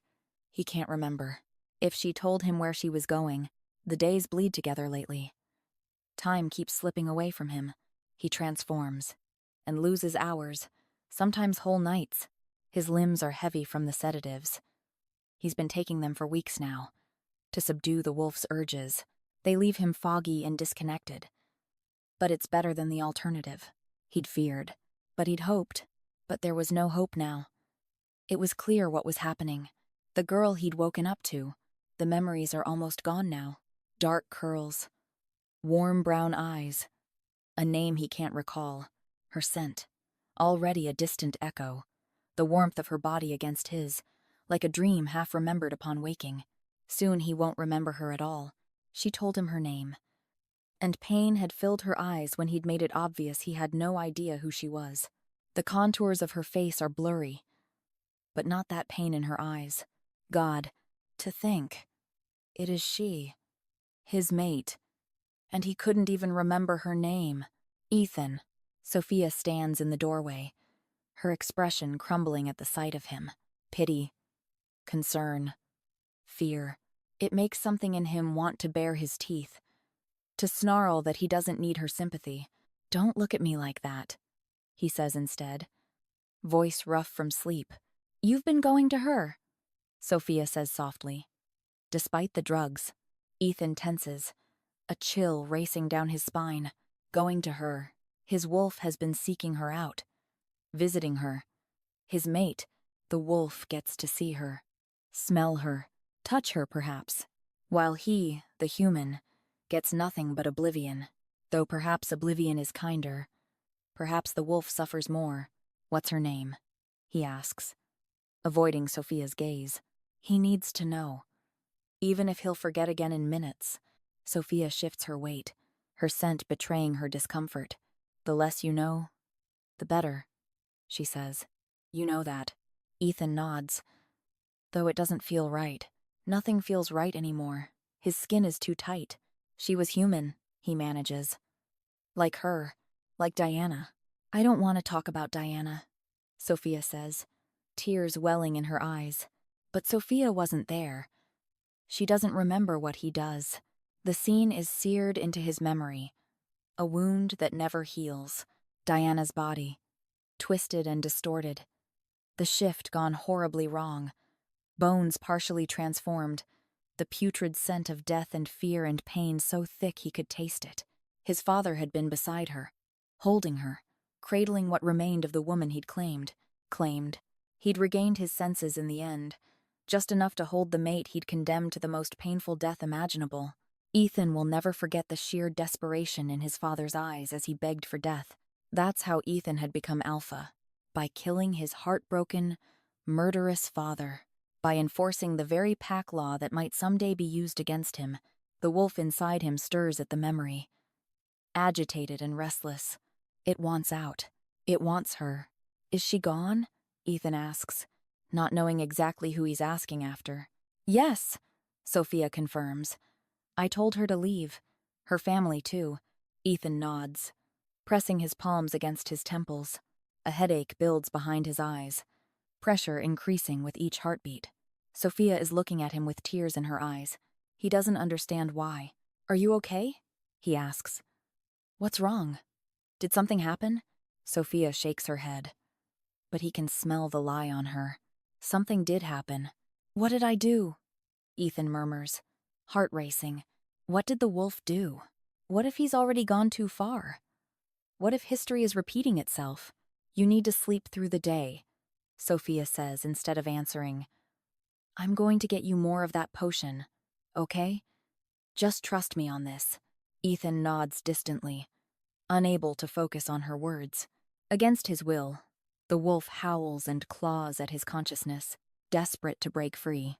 The wedding estate is buzzing with activity when Lily returns. Florists arrange centerpieces.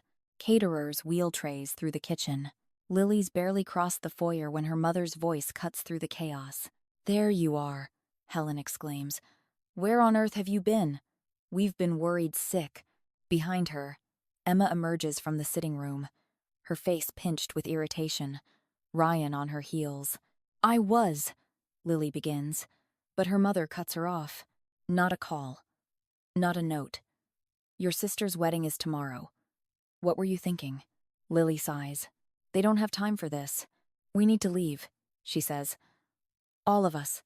Now." Her mother's expression shifts from anger to confusion. "What are you talking about? It's not safe here."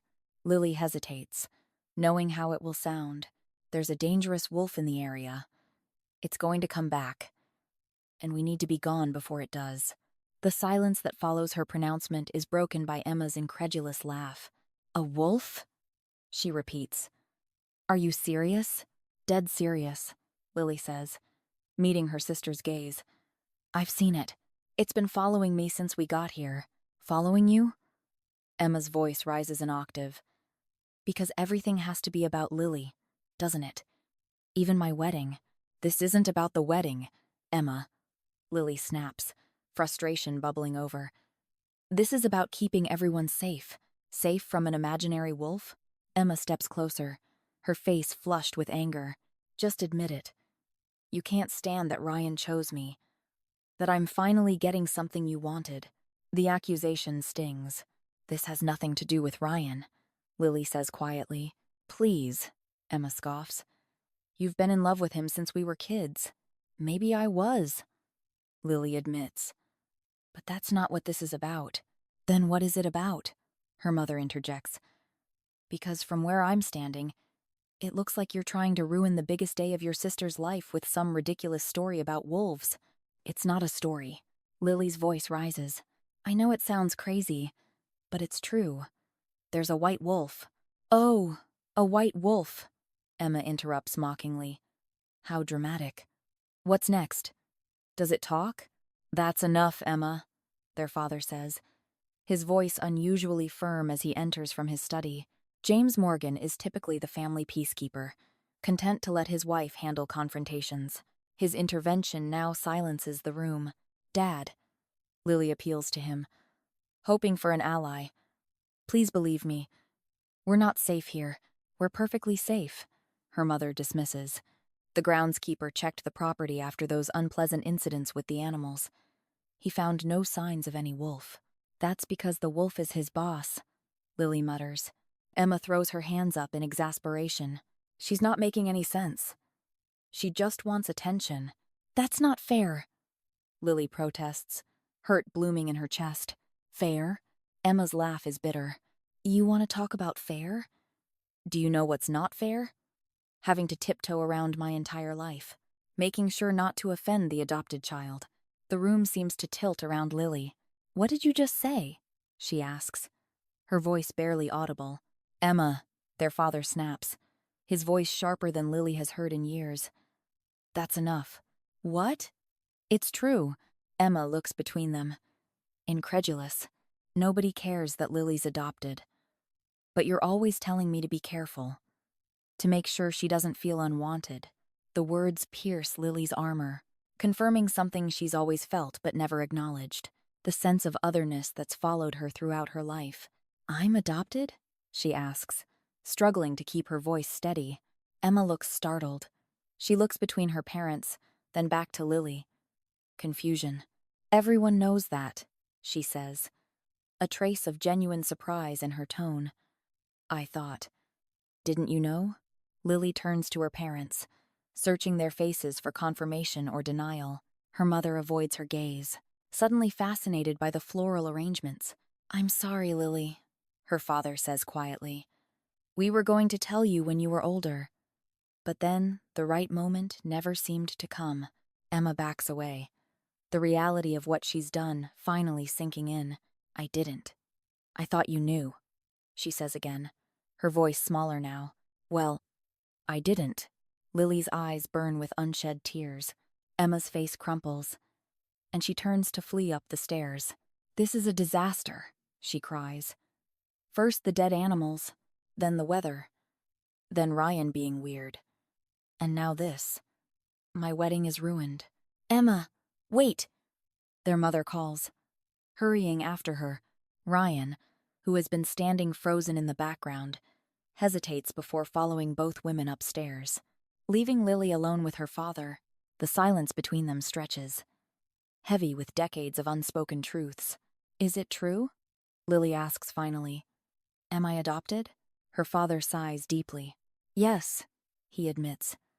We found you in the woods while camping nearby.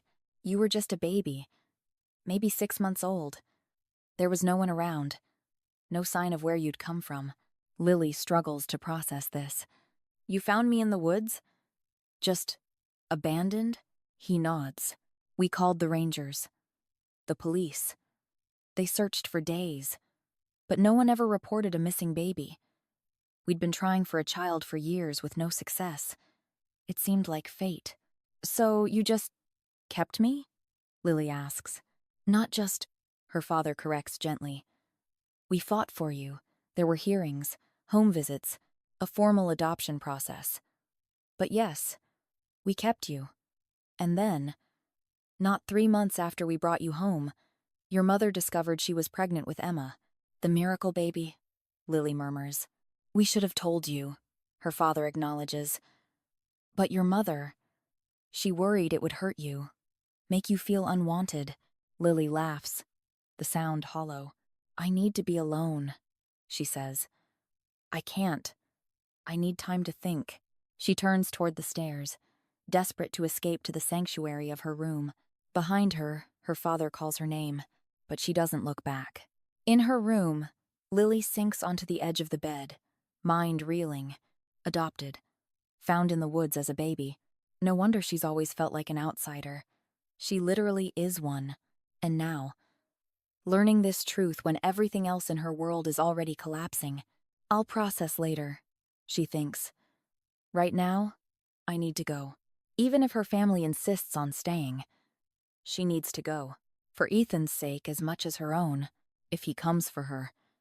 If he tries to claim her and she dies, Sophia will have to kill him.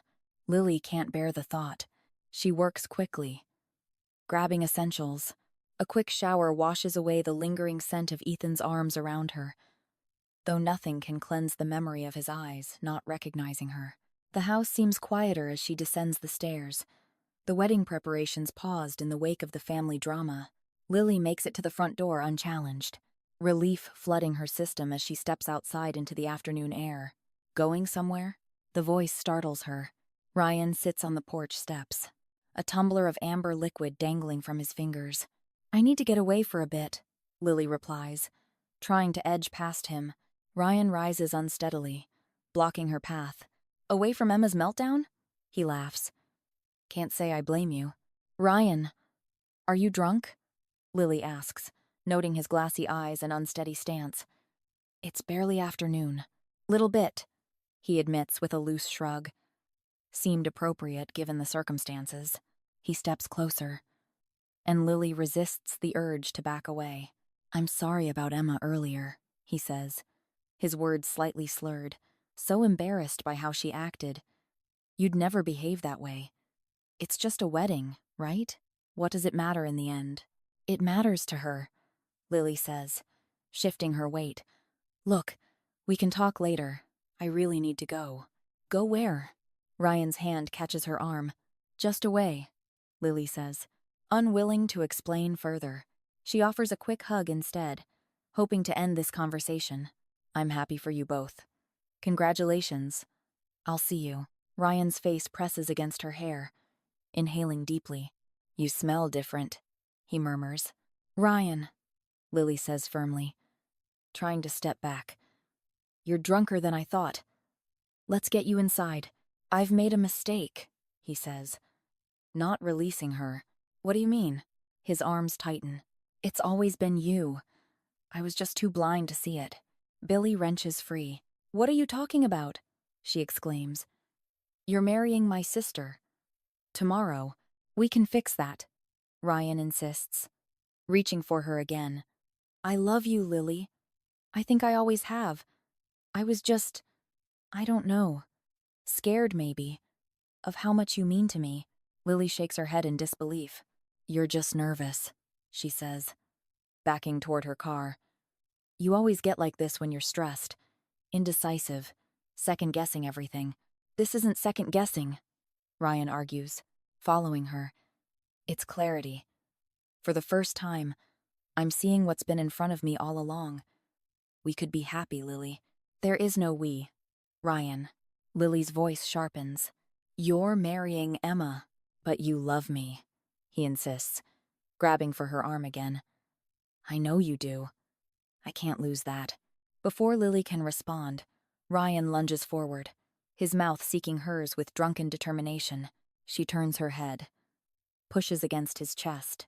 A low, menacing growl freezes them both in place. The white wolf stands at the edge of the driveway, massive and terrible in the afternoon light, a rumble building in its broad chest. What the hell? Ryan whispers. There actually is a wolf. Don't move, Lily hisses. The wolf stalks forward, each step deliberate, muscles coiled beneath its white fur. Its focus remains locked on Ryan, as if Lily doesn't exist. Lily, Ryan whispers, terror evident in his voice. What do we do? Ethan, she calls softly, desperately trying to reach whatever part of him might recognize her voice. Might listen. Ethan, please. The wolf's ears twitch at the sound of his name, but its advance doesn't slow. If anything, the golden eyes grow brighter, more feral, and then it lunges forward. In a blur of white, fangs bared for Ryan's throat. Lily throws herself between Ryan and the wolf, arms outstretched, her body a human shield. The impact of Ethan's massive form sends her staggering backward, her spine hitting Ryan's chest. The wolf's momentum carries them all to the ground in a tangle of limbs. Don't hurt him, she cries, uncertain whether she's pleading for Ryan's life or trying to save Ethan from the consequences of such an act. The wolf looms over them both, fangs bared in a snarl that vibrates through Lily's bones. His golden eyes remain fixed on Ryan, murderous intent radiating from every tensed muscle. Ryan's panicked breathing rasps in Lily's ear as he scrambles backward. Kicking up gravel, Lily reaches up, wrapping her arms around the wolf's neck, pulling herself closer rather than pushing away. The fur beneath her fingers is hot, alive with the thunder of his pulse. He means nothing, she whispers fiercely. Nothing. Don't do this. Please. The wolf's attention shifts to her, nostrils flaring as he inhales her scent. The snarling softens into a low rumble that she feels against her chest where they touch. Behind them, the front door of the estate bangs open. Voices erupt, confused, horrified, panicked. What the hell? Oh my God, Lily. She doesn't turn, doesn't acknowledge them. Her world narrows to the wolf before her, his massive head now dipping toward her throat. His breath is hot against her skin, fangs grazing the tender spot where her pulse hammers frantically. It should terrify her. It doesn't. The contact sends a wave of heat rushing through her body, a rightness so profound it draws a soft moan from her lips. Get off of her, her mother's voice shrieks. Closer now. There's a dull crack as something connects with the wolf's flank. Her mother stands there, wildly wielding what looks like a patio umbrella pole like a baseball bat. The wolf jerks away from Lily with a roar of fury. Rounding on this new threat, time slows as Lily watches his muscles bunch, preparing to lunge at her mother. A blur of dark fur erupts from the tree line, slamming into Ethan's side. The two wolves tumble across the gravel in a snarling tangle of teeth and claws. The newcomer is smaller, sleeker, with familiar dark eyes that flash in Lily's direction for the briefest moment. Sophia. "Oh my God, there's more of them," Emma screams from the porch. More shapes emerge from the forest, wolves of various colors and sizes, surrounding the fighting pair. One breaks away, racing toward them, its form rippling and changing as it approaches. In the space between one heartbeat and the next, a wolf becomes a woman, naked but for an amulet around her neck. "Run!" Sophia shouts, her voice carrying over the cacophony of snarls and growls. "Get her out of here! Now!" Hands grab Lily's arms, her mother on one side, Emma on the other, dragging her toward the waiting car where her father sits behind the wheel. Engine already running. She fights against their grip, eyes locked on the white wolf as he battles not just Sophia but two other wolves now. "No. Let me go," she cries, but they're stronger than she expected, their panic lending them strength. "Get in the car," her mother orders, shoving her into the back seat. Emma climbs in beside her, followed by Ryan, who practically dives inside, slamming the door behind him.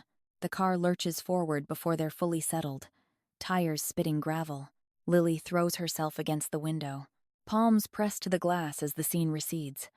Ethan, her Ethan, stands in a ring of wolves, outnumbered but defiant, his white fur stained with blood that could be his own or his opponent's. "Drive, James. Faster," her mother commands from the passenger seat. "What the hell is going on?" Ryan screams, his face ashen, eyes wild with terror. "That woman, she turned into a—" "We all saw it, Ryan. Get yourself together," Emma snaps, though her own voice trembles. "This is a crisis." Lily ignores them both, pounding on the window, her gaze fixed on the rapidly shrinking figures behind them. "Take me back," she shouts, fear clawing up her throat. "They're going to kill him. We have to go back." Her pleas fall on deaf ears as the car speeds down the winding road that leads away from the estate. Trees blur past the window, the forest a green smear against the blue of the sky. Through the rear window, a flash of white appears on the road behind them. "Ethan," Lily breathes, hope and terror warring in her chest. The white wolf races after the car, his strides eating up the distance between them with supernatural speed. Behind him, more wolves give chase. 5, maybe 6 of them, gaining ground with each passing second. "We're being followed," her father shouts, eyes darting to the rearview mirror. "Step on it, Helen." Her mother takes the wheel, allowing her father to reach beneath the seat and withdraw a handgun that Lily has never seen before. The sight of it jolts her from her daze. "Stop the car!" she screams, lunging for the front seat. "Don't you dare hurt him!" Emma grabs her arms, pulling her back. "What does it want?" she demands. "Why is it coming after you?" "It needs to claim me," Lily answers without thinking, her eyes never leaving the white form racing behind them. "Mom." "Nope," her mother interrupts, pressing harder on the accelerator. "Nope. No way. There will be none of that." The car swerves around a sharp bend, tires squealing. Lily's shoulder slams into the door, but she barely feels the impact. Her entire being is focused on the wolf, on Ethan, on the need to get to him before it's too late. "Mom, please," she begs, a strange heat building at the base of her skull, spreading down her spine. "He needs me. It needs to be put down," Ryan shouts, hysteria edging his voice. Something snaps inside Lily at his words. A snarl. Not human, not entirely. Tears from her throat as she rounds on Ryan, teeth bared. The sound is primal, predatory. Nothing she's ever made before. Emma shrinks away from her, eyes wide with shock. "Lily, your eyes." Lily doesn't wait to hear the rest. Some new instinct takes over, a certainty that transcends thought. In one fluid motion, she lunges across Emma, grabbing the door handle and kicking it open with more strength than she knew she possessed. "Lily, no!" her mother screams. As the door flies open, the rushing world beyond a blur of green and gray, time slows. Lily locks eyes with her mother in the rearview mirror, sees the horror there, the fear, the incomprehension. Then she throws herself from the moving vehicle. The impact is brutal. The world spins in a kaleidoscope of sky and earth as she rolls across the asphalt. Pain explodes through her body, but beneath it, driving through it, is a certainty that makes the agony irrelevant. She comes to a stop on the shoulder of the road, gasping for breath that won't come. The sky above her wheels dizzily, clouds spinning in nauseating circles. Distantly, she hears the screech of brakes, her mother's hysterical cries. Then a shadow falls across her. The white wolf stands over her, his massive head lowering to her face, whining softly. His tongue laps at the blood on her cheek.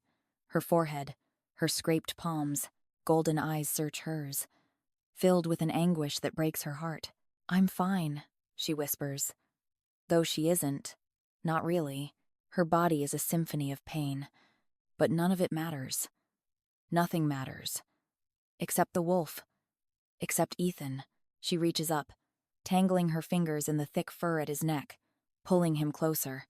The pack is gaining ground. She can hear them coming, can feel their presence like a pressure in the air. Their eyes meet, gold to brown, and in that moment, Lily feels what Ethan feels.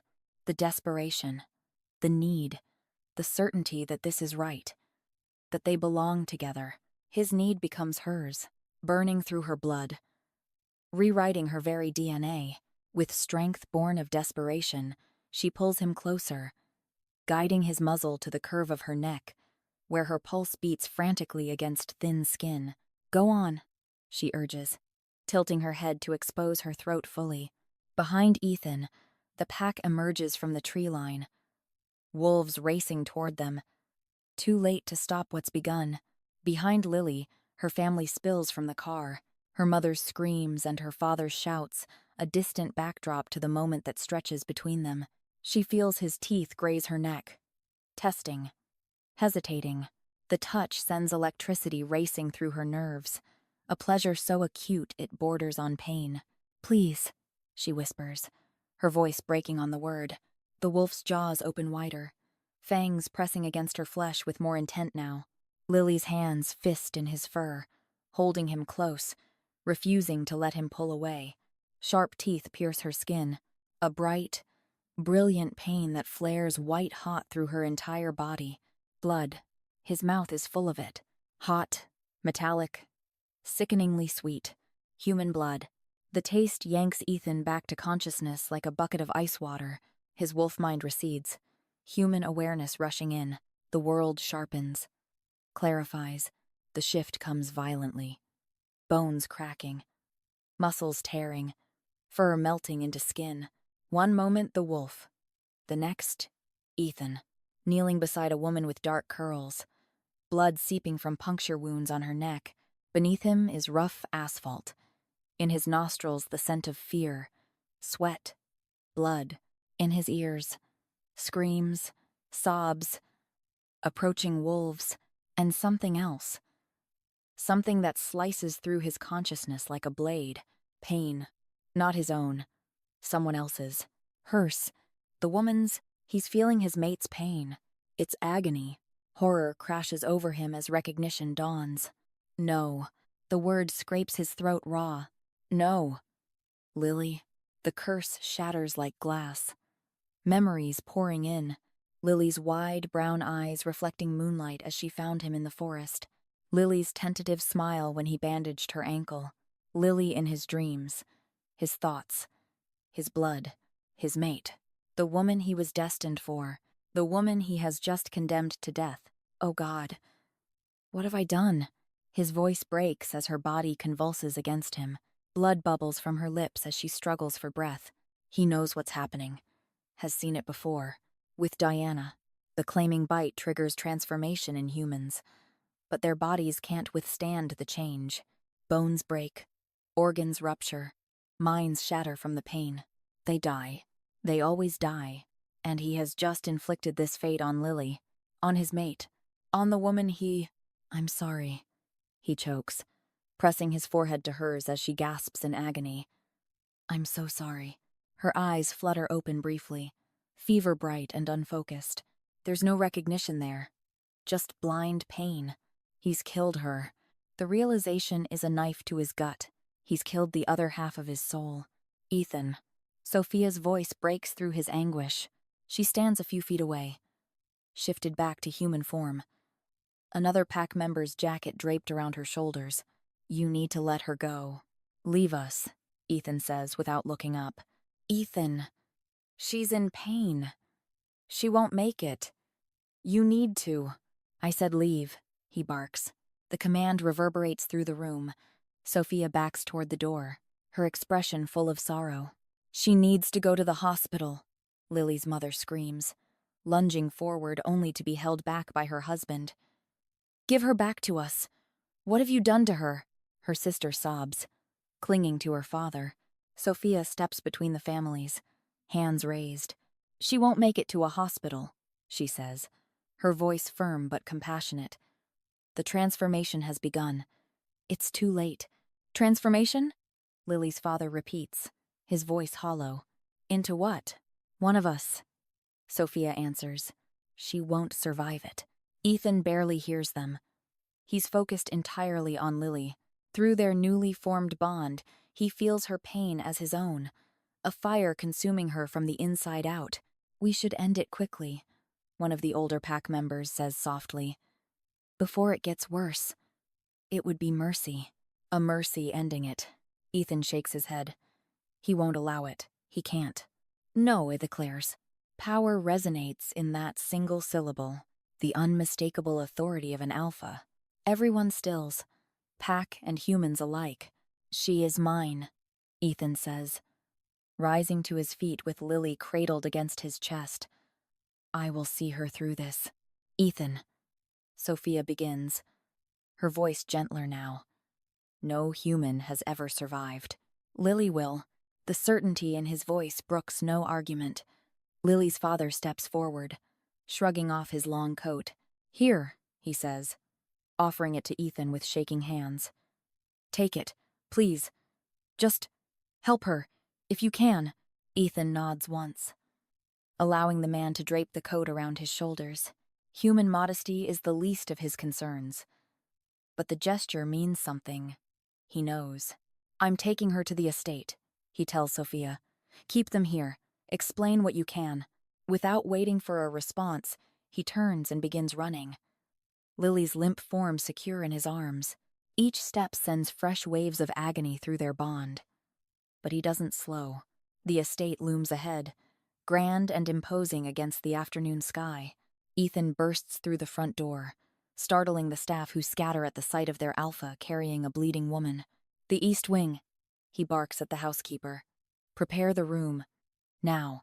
The woman nods once and hurries ahead, knowing better than to question him in this state. Ethan follows. Lily's breathing growing more labored with each passing moment. The bedroom is large, with heavy curtains that can block out the light, and thick walls to muffle sound. Ethan lays Lily gently on the bed. Her body immediately arches in a spasm of pain that draws a broken cry from her lips. Get out, he says to the hovering staff. All of you.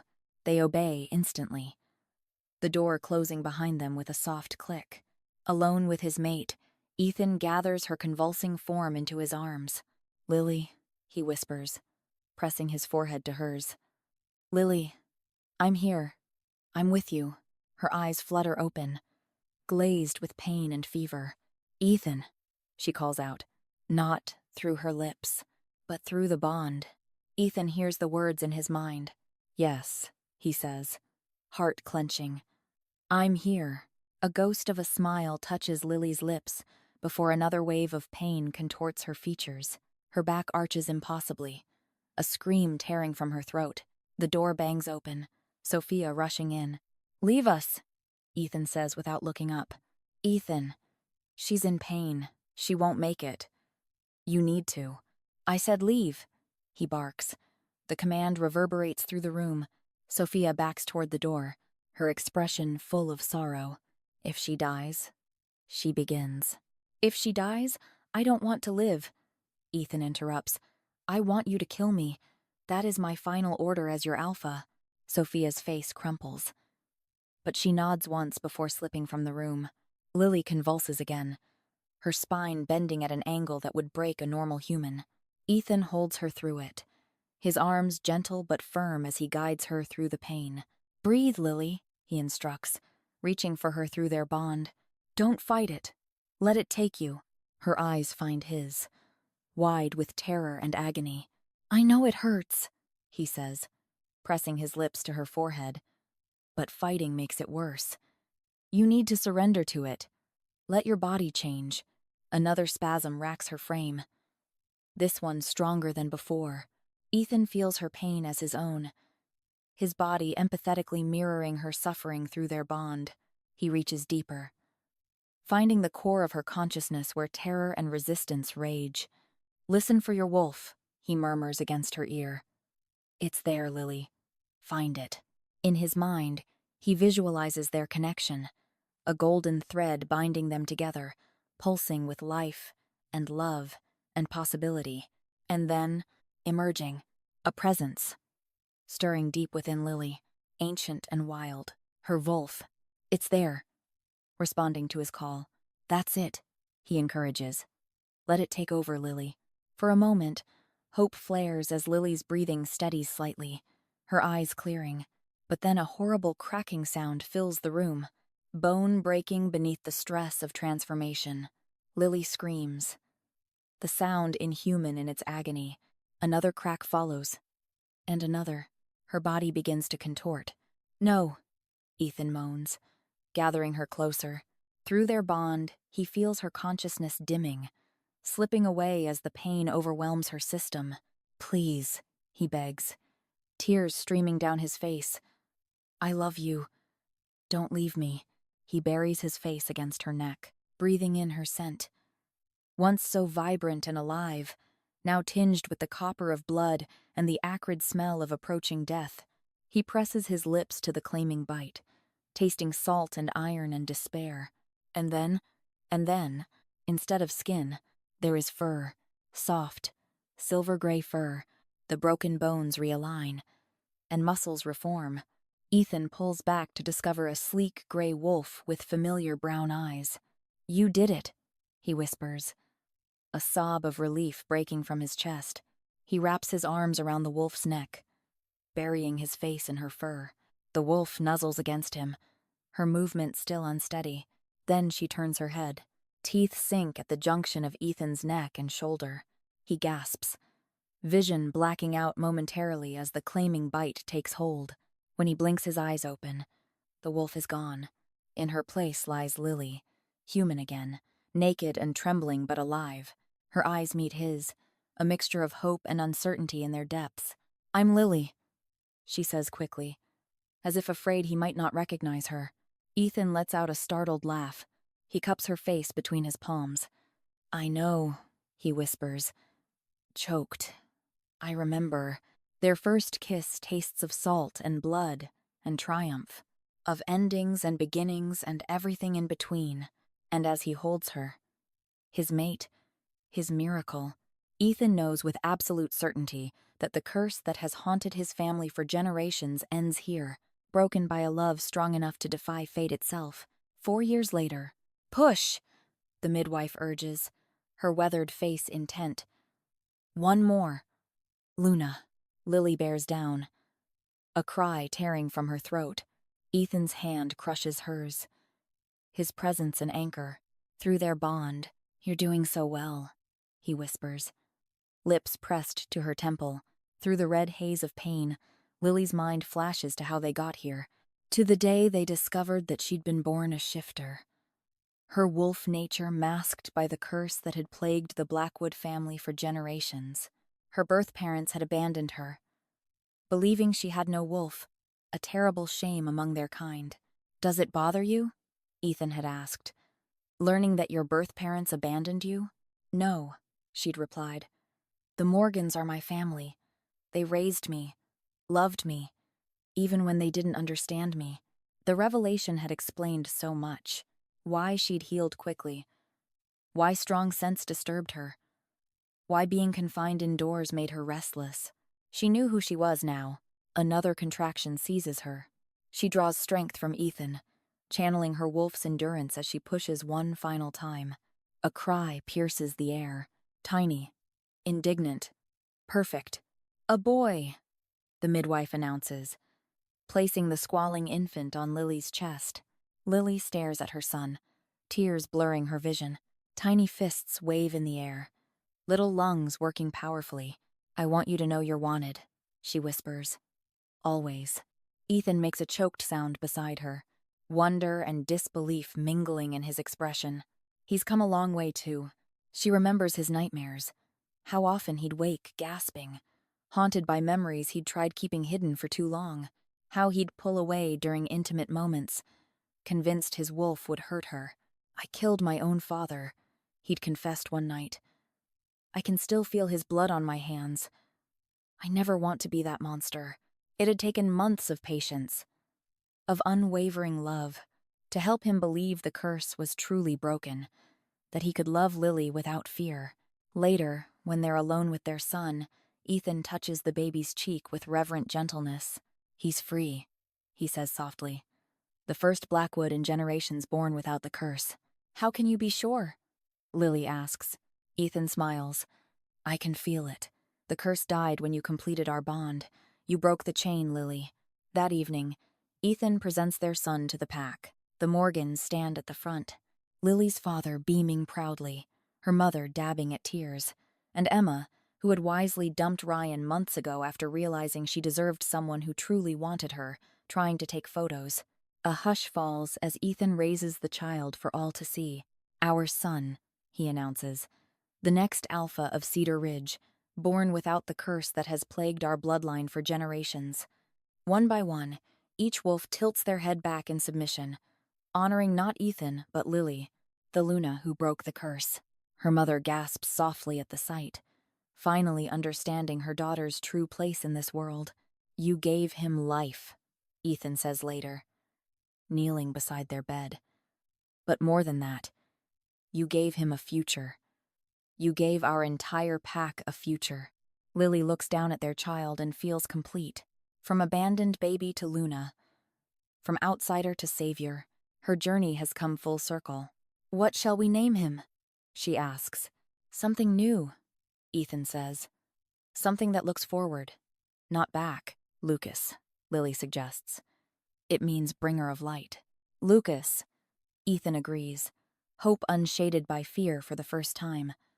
Our light, our future. Moonlight spills through the window, and Lily feels a profound sense of right settle in her soul.